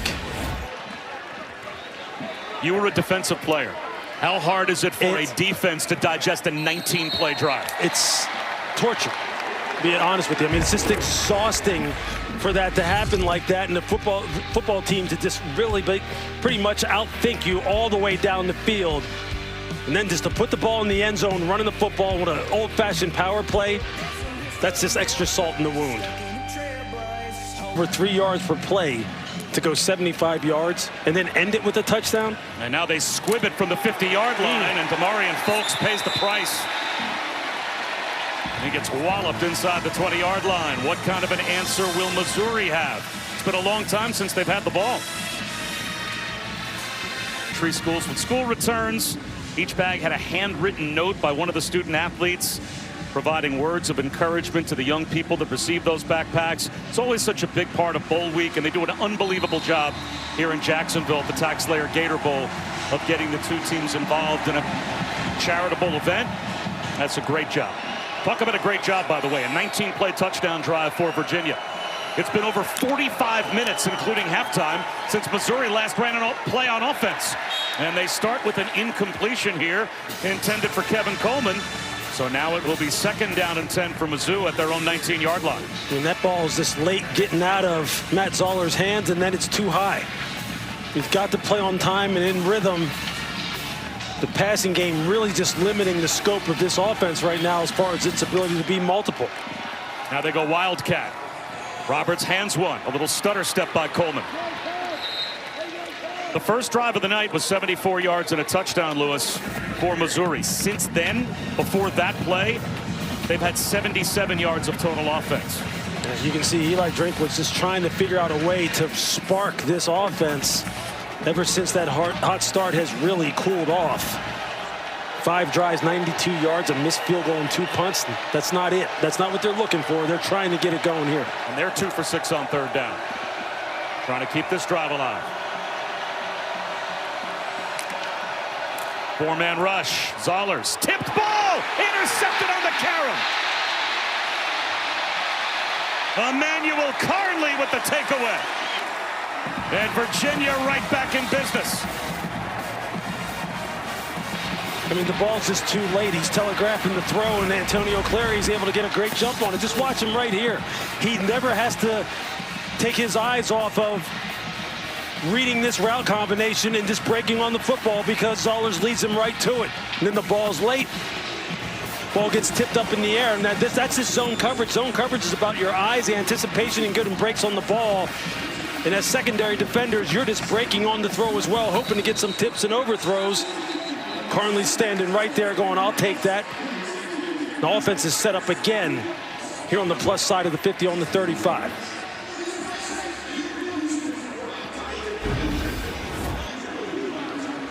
As this game changed. A 19-play touchdown drive for Virginia to take the lead to open up the second half. And only 3 plays for Missouri. A takeaway. And now the Who's in striking distance again.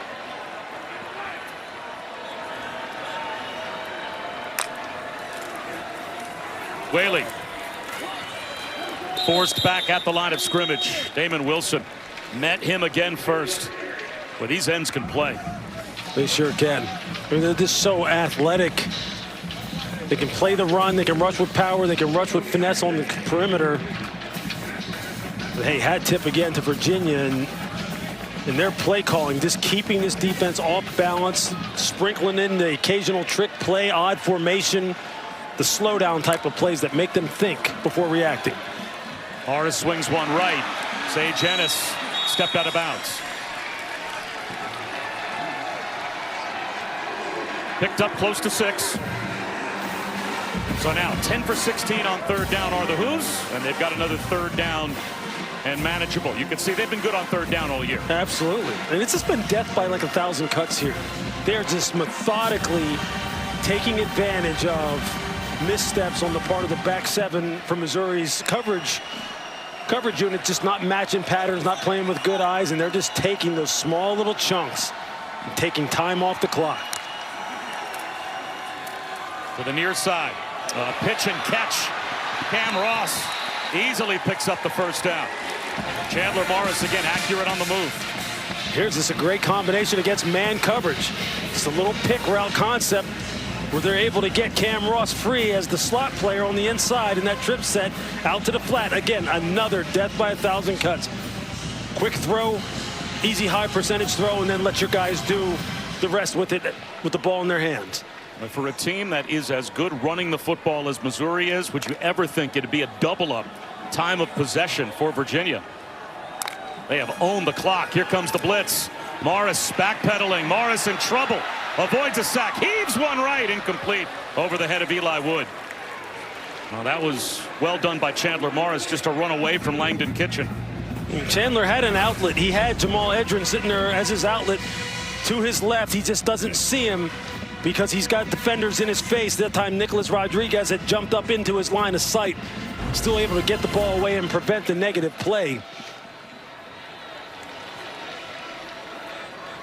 But when you talk about manufacturing offense against a good defense, when you're a little bit hobbled on the perimeter because you don't have your play callers, Des Kitchings is putting on an exhibition. High snap. Zay Davis on the carry. Into the red zone, but only a yard. So 3rd and 9 coming here for Virginia. Like I said, one of the keys for Virginia and for Missouri was to keep Virginia in these 3rd and long situations, and Virginia didn't want to stay there. Chandler Morris is saying, no problem, I'll handle it. He's just made play after play. He is a coach's son. Of course, his dad, Chad, was the offensive coordinator at Clemson before Tony Elliott. He grew up at the Clemson facility. Quarterback run here. They're going to play for a field goal. Zion Young was waiting at the line of scrimmage for Chandler Morris. So here comes the field goal group as they'll try and get 3 after the takeaway. Both of these ends loop inside here, and you just see them. There's just nowhere for Chandler to go as Zion puts the clamps on him and puts him down and forces him to kick a field goal. This defense is not used to teams driving the football up and down the field on them like this. So Bettridge from 38. And that is right down the pipe. So it's a touchdown lead for Virginia with a minute to go in the 3rd.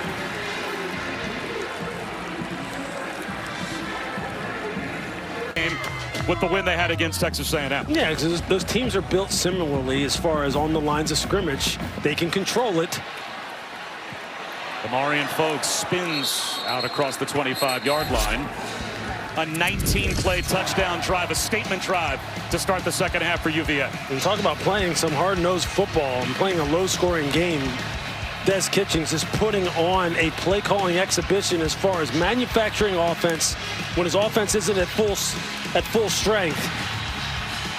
And his players, this time when they get down in the red zone, they're able to put the ball in the end zone. It's 13 minutes of time of possession in the 3rd. 13 minutes. Only the 4th offensive play of the 3rd quarter for Mizzou, and it's a check down from Zollers. I mean, Zollers had Kevin Coleman open and just does not pull the trigger and get it to him on that like three-level flood. You had a deep corner route, an intermediate corner route in the flat, and a shallow crosser, and he just doesn't pull the trigger to create the explosive down the field. Little tempo here from Mizzou. 4-man rush. Zollers, clean pocket. There is Coleman. And he is ridden out of bounds by Donovan Platt. It'll be 3rd down and close to 4. As you see in the past 2 series, Eli Drinkwitz trying to get Kevin Coleman involved, trying to get him some targets. He's one of the other guys besides Alubade on the perimeter that can make the big plays down the field. Just has not been able to get loose. See if they snap it before the end of the quarter. They don't have to. Could be a hard count. They do get the play off. Zollers, Coleman makes the catch, driven back. 2 yards short of the first down. That will take us to the end of the quarter, and it will be a 4th down call for Missouri when we come back. Good tackle by Devin Neal. Eats up the clock. What's the decision here on 4th down? Yeah, we're going to have to punt. Our defense is going to be all right. They'll get a quick stop right here, get the ball back. We just got to be a little bit better in the pass game. We're just a little bit timid right now. Thank you. MIZ. Yeah, Louis Riddick, I think Eli Drinkwitz seeing some of the same things. That might be code for what he sees with Matt Zollers, a freshman quarterback. He says it's timid. You said just not seeing it downfield at times, not pulling the trigger. Yeah, and he's just late in letting the ball go because he wants to make sure the receiver is open instead of anticipating and throwing him before he comes open. Short punt. It's up the sideline and goes out of bounds. That's not the punt they were hoping for from Connor Wesselman.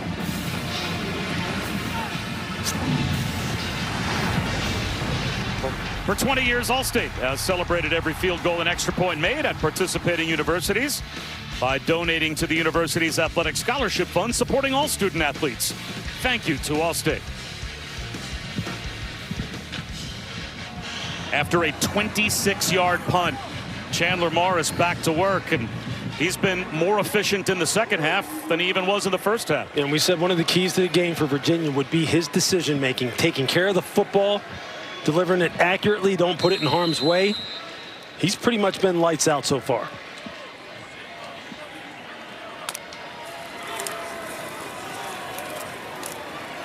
Bulldozing up the middle for 3 is Harrison Whaley. 2nd down and 7. These tough inside runs, these inside zone runs, where Whaley is running the football right into the teeth of the defense. They're picking up 3 and 4 yards against a Missouri team that was top 20 in the country in rushing yards given up per game.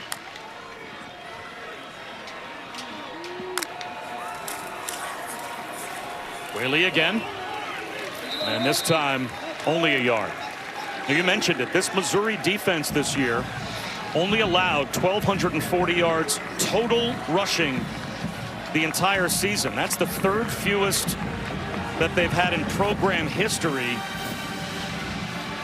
through 12 games. So they were hard to run on all year, and yet Virginia tonight has been able to control the clock with their run game. They sure have, and even here in this 3rd and 6, 3rd and 5, 3rd and 6 plus type of situation, this has been a comfort zone still for Virginia. Missouri has to figure out a way to get off the field here right now.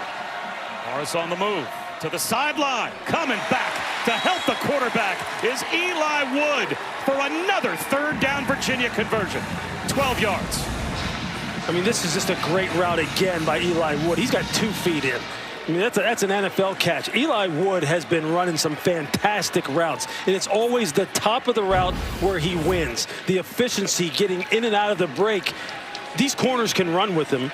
They can stay with him through the pattern stem. It's just coming out of the break that he is putting on a clinic, and he is getting open every single time.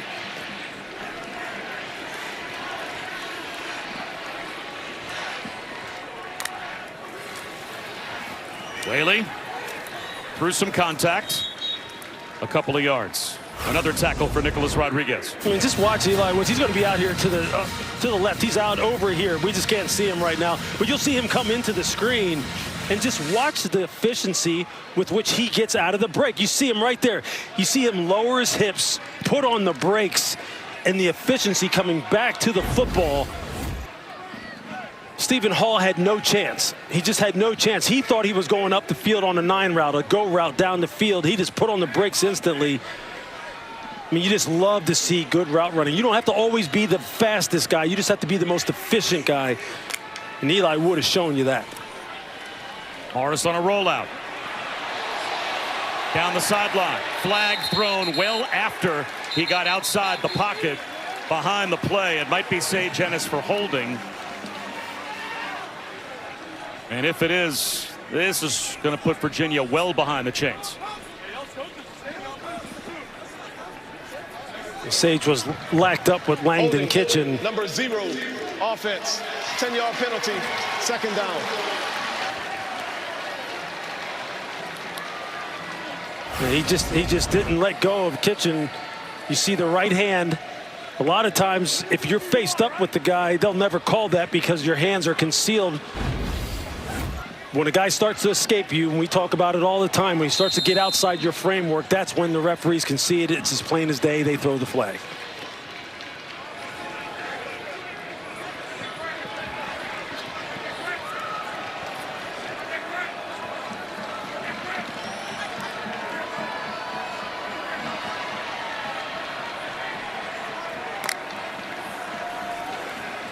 Out to the sideline. Jitterbugging is the true freshman Isaiah Robinson. That's only his 3rd catch this season, and he only picks up 4. So now it's 3rd down and 15. Yeah, this is one of these situations where they're not going to try and get it all. They're not going to try and get the 15 yards. They're just going to see what they can do as far as maybe cutting this distance in half and then make a decision from there. Or maybe they pop a big one. They are 12 for 19 on 3rd down in large part because of the 9 for 9 by Chandler Morris. This has been their superpower tonight. 3rd down conversions. Down and out, and you're right, they got about half. John Rogers walls off a defender and makes the catch. So now, after a 7-yard gain or so, it's 3rd down and 8. Again, 4th down and 8, pardon me. I mean, I think Tony Elliott's looking at this and he's saying, hey, you know what? We're kind of in that area where we've been able to move the football. I really trust my quarterback here tonight. Typically, you would punt this with a touchdown lead, with a 6-point lead, but I wonder if he's still going to wind up ultimately pulling his offense off the field and putting the punt team on there and trying to pin Missouri deep. Let's see if this is a hard count by Chandler Morris, or if they'll snap it on 4th down and 8. They're going to run a play. Nope, pooch punt. Chandler Morris with Wood after it. Down inside the 5. He saves it. Back to the goal line. The 1-yard line. Cam Ross covers the batted ball by Eli Wood. Perfectly executed. What can Eli Wood do here tonight? The guy is running fantastic routes. Chandler Morris kicks the pooch punt, and he times this thing up perfectly. You know how hard that is to hit that ball in midair like this and get it to come right back to your guy, Cam Ross? That's perfect execution. History tonight. UVA gets a win for Coach Elliott. It would be the first 11-win season ever at Virginia. And for Missouri, they're trying for their 3rd straight 9+ win season. They've never done that in program history. And right now it's advantage Virginia. Bouncing left and getting out to about the 4-yard line is Jamal Roberts. Landon Danley came up to make the stop. We've been talking about it ever since that first series. This Virginia defensive line has really settled in and playing great at the point of attack, and these linebackers are flying to the football, shutting down this run game. Bulldozer run up the middle. James Jackson makes the stop. That's tough running between the tackles, though, again for Roberts. And it's a 3rd down coming here for Mizzou. And they have struggled on 3rd down. Not nearly as effective as Virginia. They're only 2 for 8. They just can't throw the football. They're just too one-dimensional right now. Everything has to flow through the run game. Matt Zollers has to settle in, let go of this ball early, trust his progression, trust his receivers.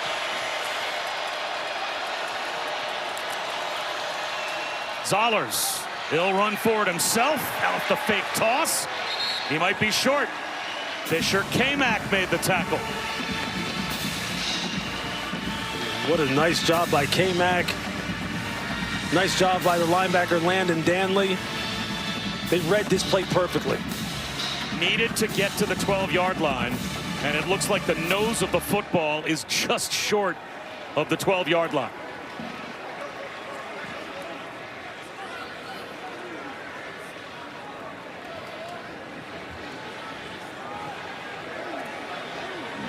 So they'll run the chains out.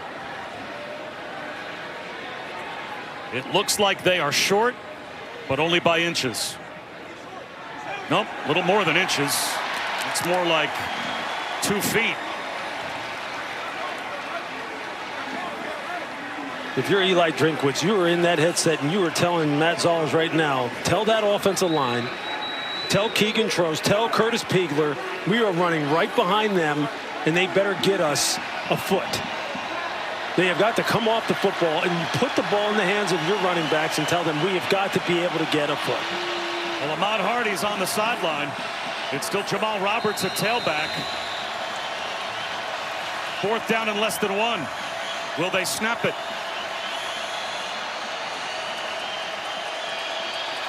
It's a hard count and a false start. The hard count is meant to get the defense to jump. Instead, the offense jumped. Number 79, offense, 5-yard penalty, 4th down. So Keegan Troust puts Mizzou in punt formation now. And that's just why I said to run the football behind. I didn't mean for him to jump off sides.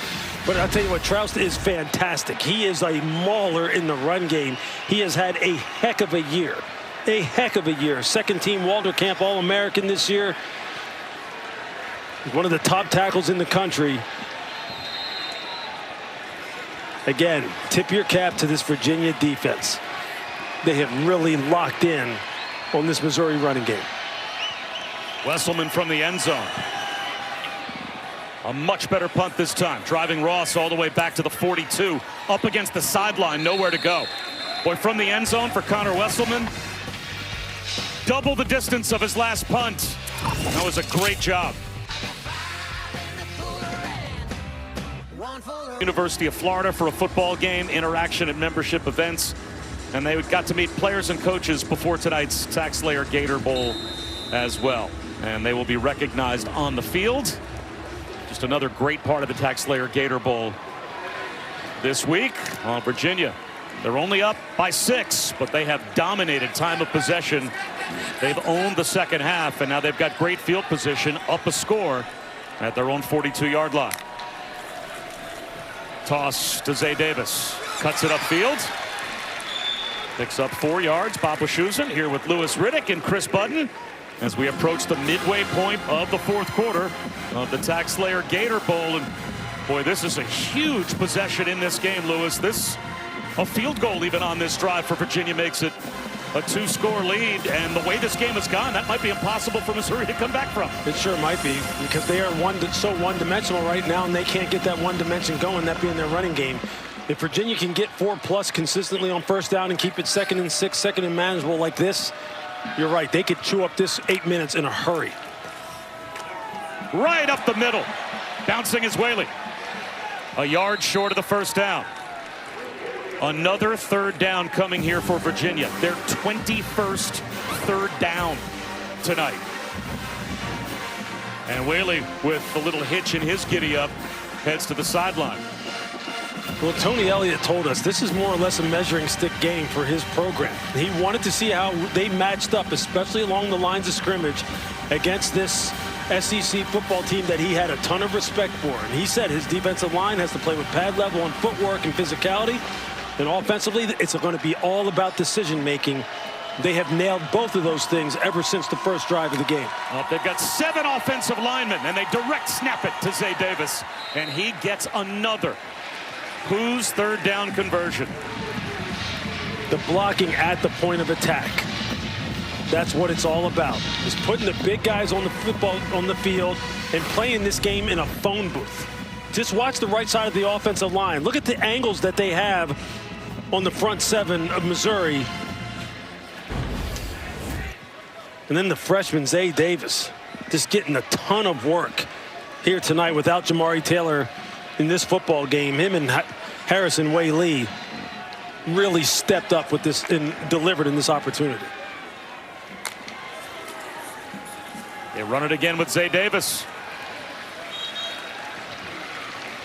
Well, the Virginia offensive line only had 2 returning starters this season, and that was Josie and Boley. So they filled in the rest. Jack Whitmer is a converted tight end. And remember, this group, they lost 4 players to injury back from training camp through the start of the season. That's right. So they've had to patch it together all year, but this group's been terrific tonight.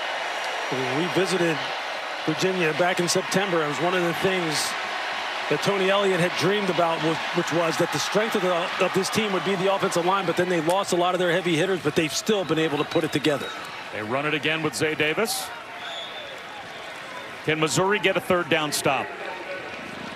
And then can they get a 4th down stop if they do? With 5:45 to go, the clock continues to wind down, and Virginia, again, a field goal makes this a 2-score game. Well, this is where Chandler Morris has been fantastic. The clock in his head has been on time every single time with his decision making, getting the ball out early, reading the full field, and putting the ball where it needs to be put.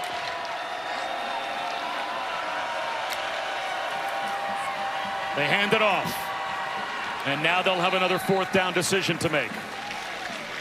They can take the clock inside of 5 minutes. The last time they were in this area of the field, they did the pooch punt and executed it perfectly down inside the 5-yard line. They are not in comfortable field goal range for Will Bettridge.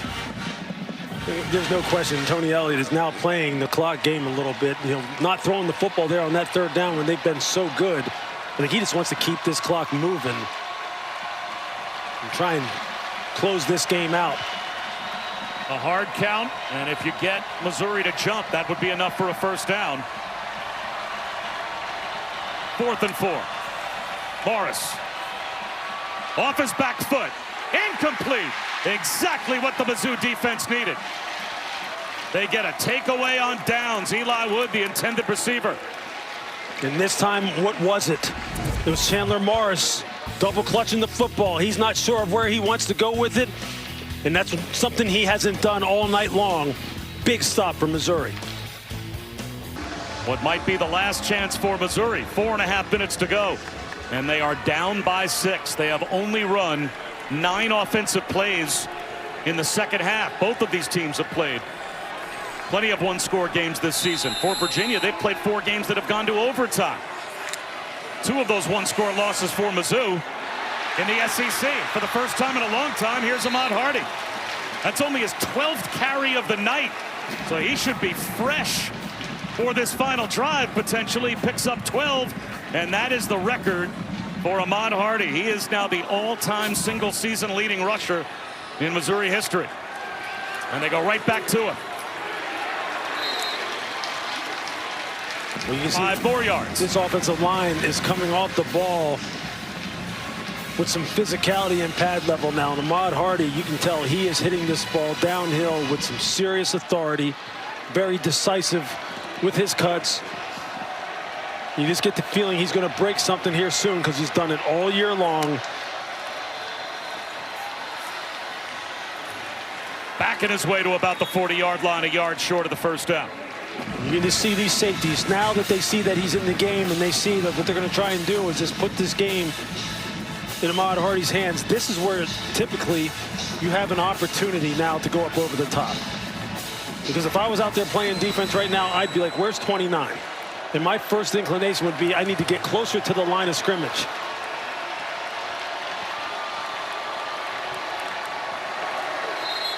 Flags thrown. Is this a false start? Because boy, does that change things for Missouri. Prior to the ball being snapped, false start, number 56, offense, 5-yard penalty, 2nd down. Correction, 3rd down. As we said, he now has the record. He has moved past Devin West, Tyler Beatty, and Cody Schrader all tonight. He went from 4th to 1st in tonight's game alone. So he is the all-time single-season record holder, most rushing yards in Missouri history. But Boyd Lewis, for this offense, going from 3rd and 1 to 3rd and 6. Yeah, it was big. It was just a beat that Judy's, the left guard, left too early. But again, it's that margin. The margins are so small, you just can't afford to have that happen.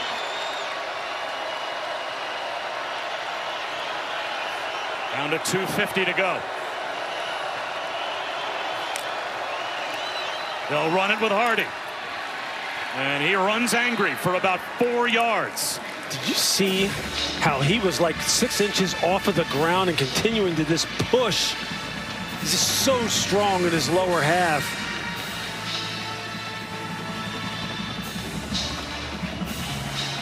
Fourth down and 2. I mean, there's no question I am putting the ball in my first team All-American's hands. I mean, how is he coming off the field? Wow. He doesn't look pleased. They don't have to snap the ball before the 2-minute timeout. They can try a hard count. Olubade in motion. They do snap it. Zoller's on a rollout. He's going to hunt for the sticks himself. Did he get there? The true freshman right at the line to gain. Trying to keep the game alive for Missouri.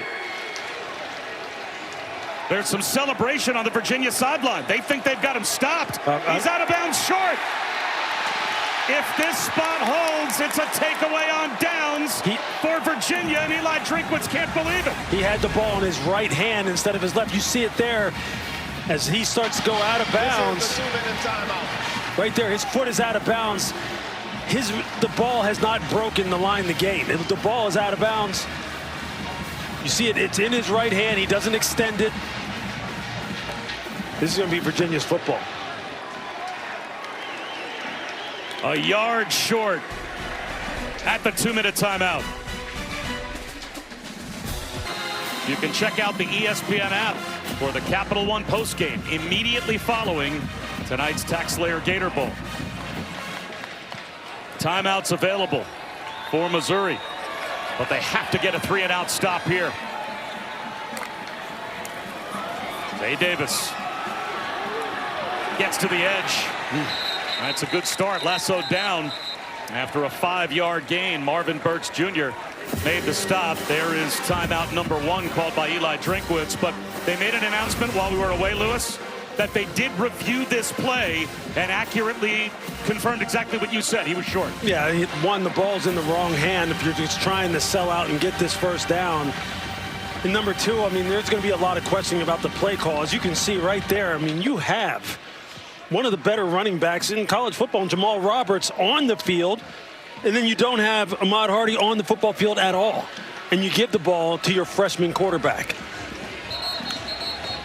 And that's going to be something that Missouri fans are going to sit there and question. And I'm sure Ahmad Hardy was having that same discussion there with his head coach. No one in America averaged more yards rushing per game than Ahmad Hardy this season, and he did it in the SEC. And 4th down and 2, you went with a whole different personnel package and a freshman quarterback trying to get it himself. I mean, that may have been a good call, right? If Bo Pabula was still on this football team, who was a heck of a runner. But yeah, that's going to be one that Eli's going to want back, I'm afraid. Out of that diamond formation, they give it to Whaley. Another timeout will immediately be called, so it will come down to this play. 3rd down and 3. If Virginia gets a first down, they can basically take a knee. When you see this running game, when they put the ball in the hands of their running backs, these guys are tough to deal with. But so have these Virginia running backs, and this Virginia offensive line has really given Missouri's defensive front a taste of their own offense's medicine, running the football with power and authority. 16, 17, 18-play drives, just eating up massive amounts of clock. I mean, that's something that Missouri does. That has been their calling card this year. And they were 12th nationally in time of possession, averaging just under 33 minutes per game. And they have gotten just destroyed as far as that is concerned in this game by this Virginia offense.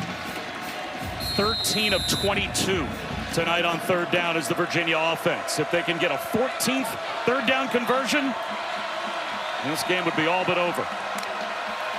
Direct snap. And they won't get there. Maybe an extra push. The play hasn't been blown dead yet. Now it is. Virginia thinks with that extra push, they got enough force behind Whaley to get the first down, but the officials say no. Where are they spotting the ball? It should be 4th down and 1, based on where they're about to put it down, I believe. Missouri takes their 3rd and final charge, time out of the half.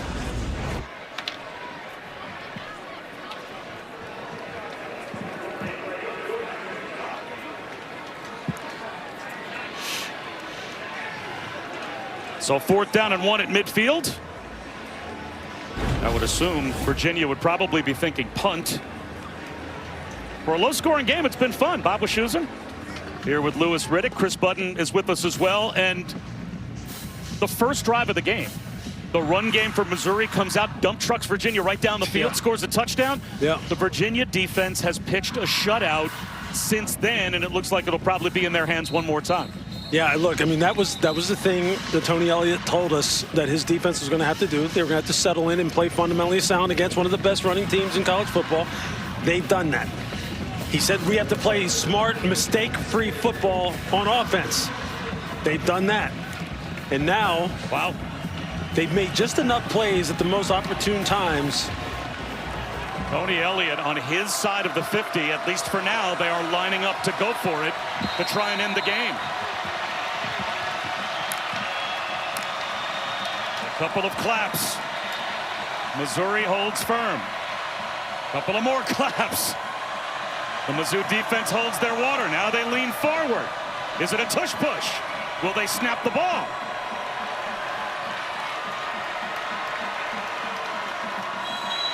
And there's the timeout. Great job by the Missouri defense to stay disciplined and not take the bait. Missouri fans just holding their breath. I mean, you could just feel it on that sideline. Like, don't you dare move. Just let us have one more crack at it.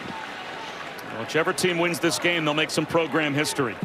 Virginia, in 136 years of playing football, they've never had an 11-win season, and Missouri's never won 9 or more games 3 years in a row. Mizzou was the first team since 1984 in Georgia in the SEC to have back-to-back 10-plus win seasons and start a game unranked. So for a 10-win season, back-to-back in the SEC, they were kind of disrespected from the start of the season. Eli Drinkwitz has done a nice job in his 6 seasons. He's had his team bowl eligible every single season. He told us in our meetings with him he does want to upgrade the pass game. He wants to get that rolling in 2026. And they're going to go to work making sure that they are more two-dimensional as an offense when they get back on the field next year. Well, the first time tonight that the Missouri defense got a 3-and-out. That was it. When they had to have it, they just got one. And that means Matt Zollers is going to get one more opportunity. They're out of timeouts, but 1:33 when the clock stops when you make a first down can be a long time in college football. And it's all 4-down territory. They have to have a touchdown. I don't care how good you run the football or how good your defense is. It's hard to win football in 2025 only throwing the football for 45 yards. You have to be more productive here. He has one last shot at it. Let's see if he can come up big. And they'll run it here. Wow. Jamal Roberts gets a yard. If you're going to do that, you wonder why you might not do it with Ahmad Hardy. But he's on the sideline without his helmet. So now they'll go hurry up after a running play. Minute 17 to go. Zollers steps up, escapes the pocket, fires one to the sideline high and wide of Olubide. Now it'll be 3rd down and 9. That does stop the clock, though, with 71 seconds to go. See, these are these situations. You just got to give your guys a chance. You got to put the ball in their catching zip code where they can at least put a hand on it. Now you got 3rd and long. The Who's show blitz. Here they come. Zollers zips one, and that is caught. 1st down, Kevin Coleman. That stops the clock for the moment. 1:06 to go. They still got 70 yards to go. They have got to start getting some chunks here.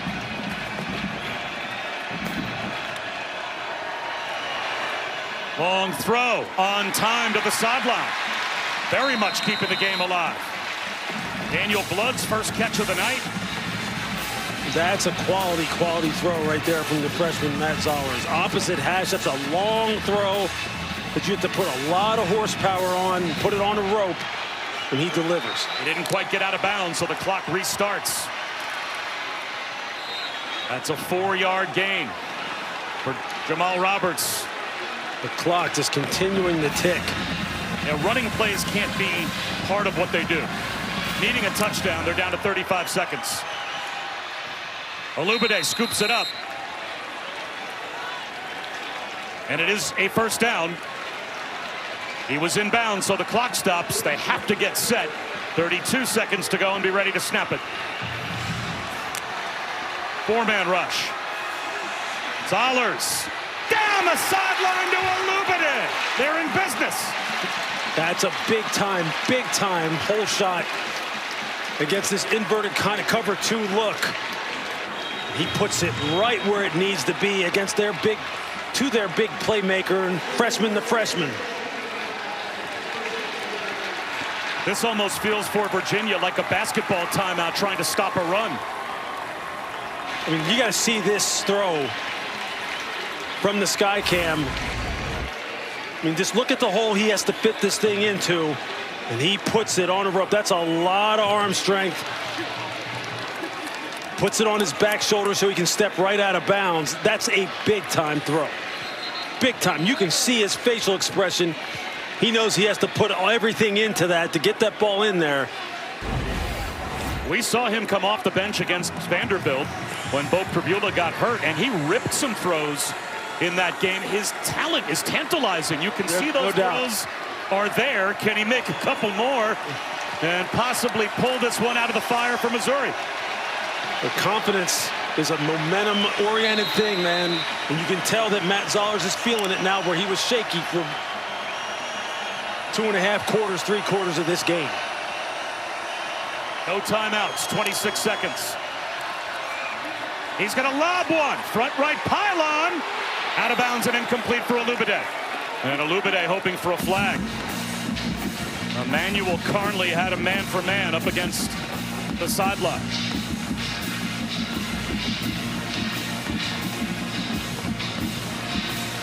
Olubade, the big playmaker, 6'2", 207 pounds. He's got great catch radius, great body control. 4-man rush. Zollers in trouble, backpedaling to the sideline, throws it away. 15 seconds to go, 3rd down and 10. See, now is where you've given Olubade a playoff. Doesn't have to run a route. It wasn't primarily at the point of attack. Now you got to scheme something up for your best guy on the outside. Who is the guy that can go win the game for you in the air? Here they have him in a reduced split down here at the bottom of the screen. See him right there.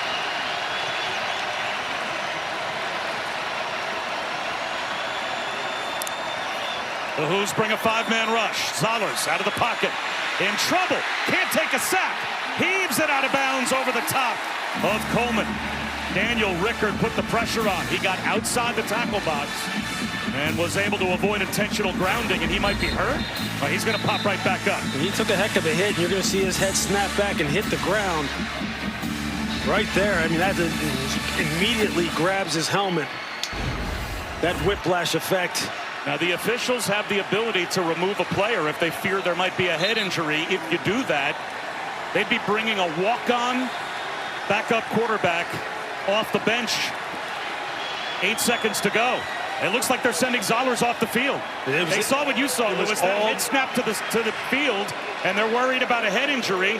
So for the first time tonight, Brett Brown, a walk-on, comes on the field, the backup quarterback. And it was all because of his reaction, how he grabbed his helmet when his head had that whiplash effect and hit the ground. So Brett Brown floats left, tosses one in the end zone. Incomplete. Daniel Blood came up with the football, but they say no catch.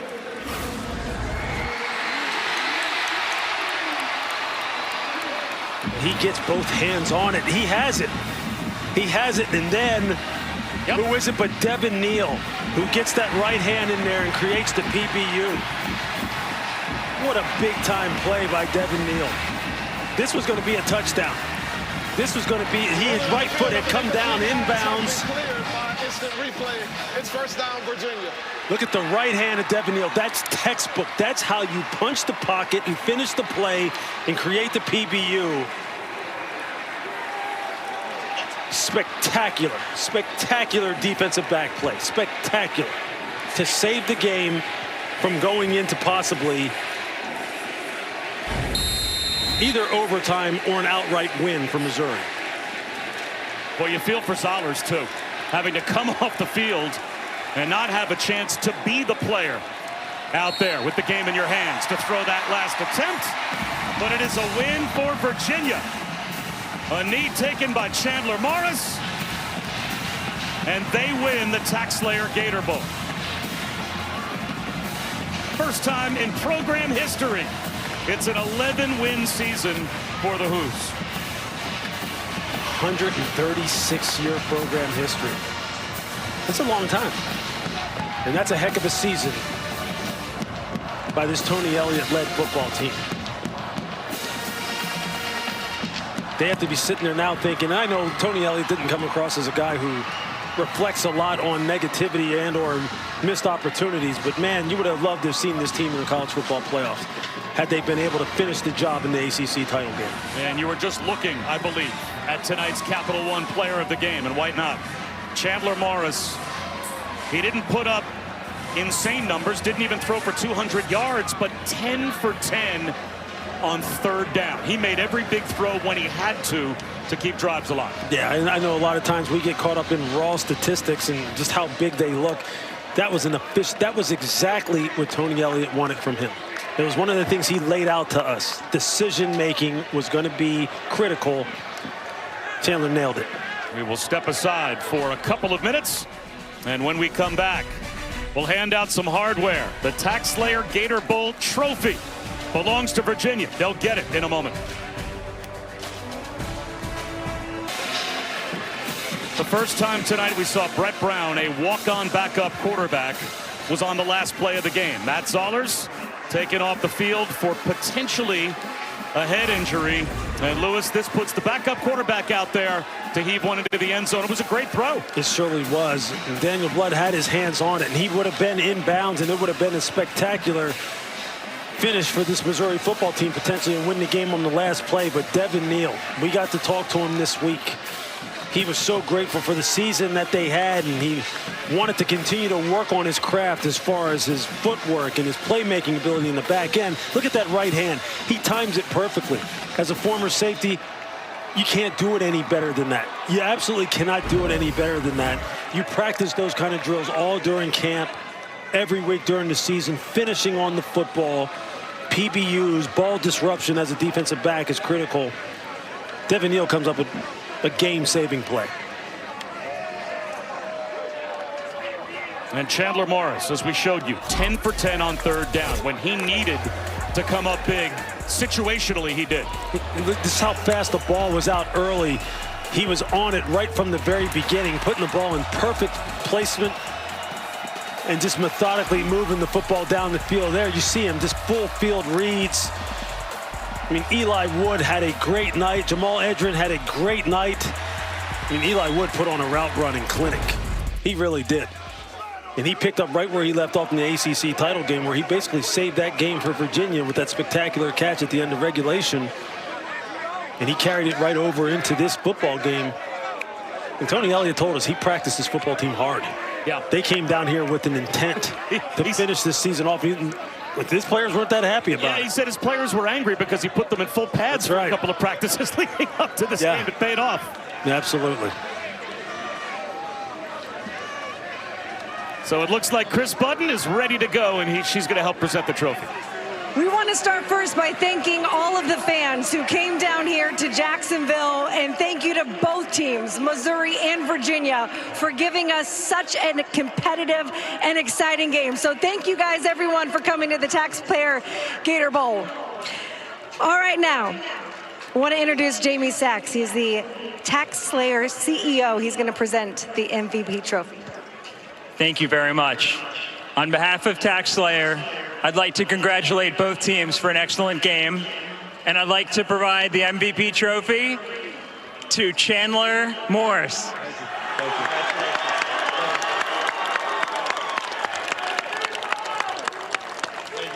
you. Hold that up, Chandler. Congratulations. I was watching you on that last drive by Missouri. You're pacing, you're sitting, you're pacing, you're sitting. What was going through your mind in that last possession by the Tigers? Just going to get the win. I mean, I got so much confidence and belief in these guys around me. Best team I've ever been a part of. Just so much fun to come to work every single day with these guys. Love these guys to death. It's been a long career for you. It might be even longer. We will hopefully find out soon. But you get to be part of a historic season, 11 wins, something that Virginia has never done. What has it meant to spend this season with Virginia and put them in the record books? It's been unbelievable. I mean, I'm so grateful for this opportunity Coach Elliott gave me and his staff. Great staff. I've enjoyed it. And then, I mean, in the locker room, it starts in the locker room, and it's the culture that Coach E and his staff's built here. And this was a culture win, and this is what we're all about. Congratulations, Chandler Morris, your MVP. Thank you.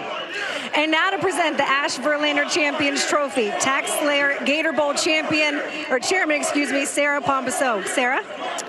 On behalf of the Tax Slayer Gator Bowl trustees, Green Jacket members, and all of our volunteers, I would like to present the trophy to Coach Elliott and the Virginia Cavaliers.